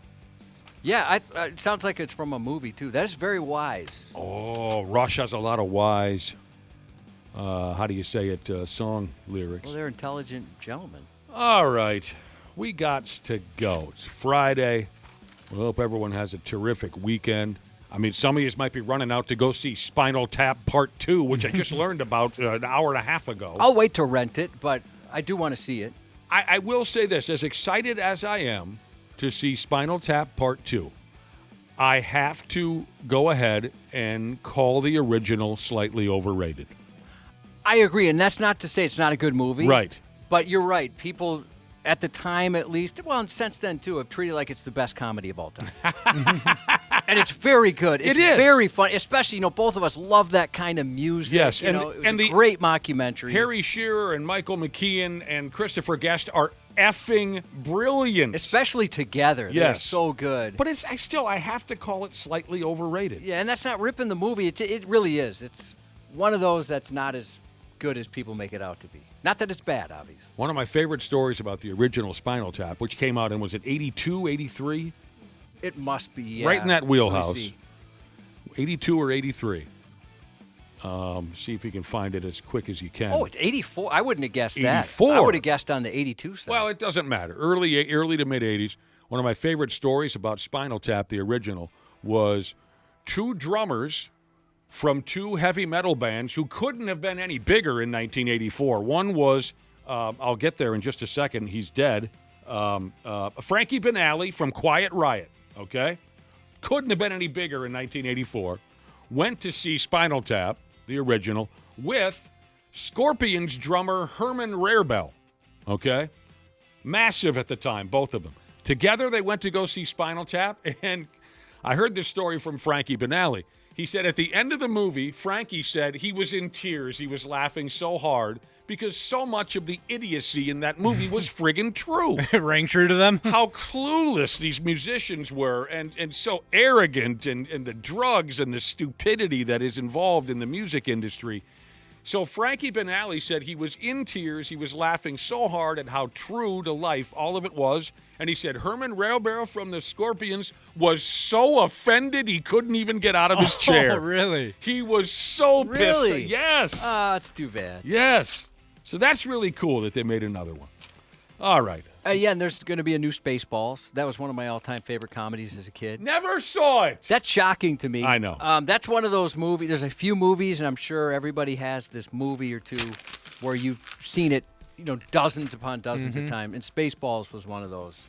My friend's dad, he got us into a lot of different movies, and that was one that he would put on. That and Top Gun were like a couple that we'd watch all the time.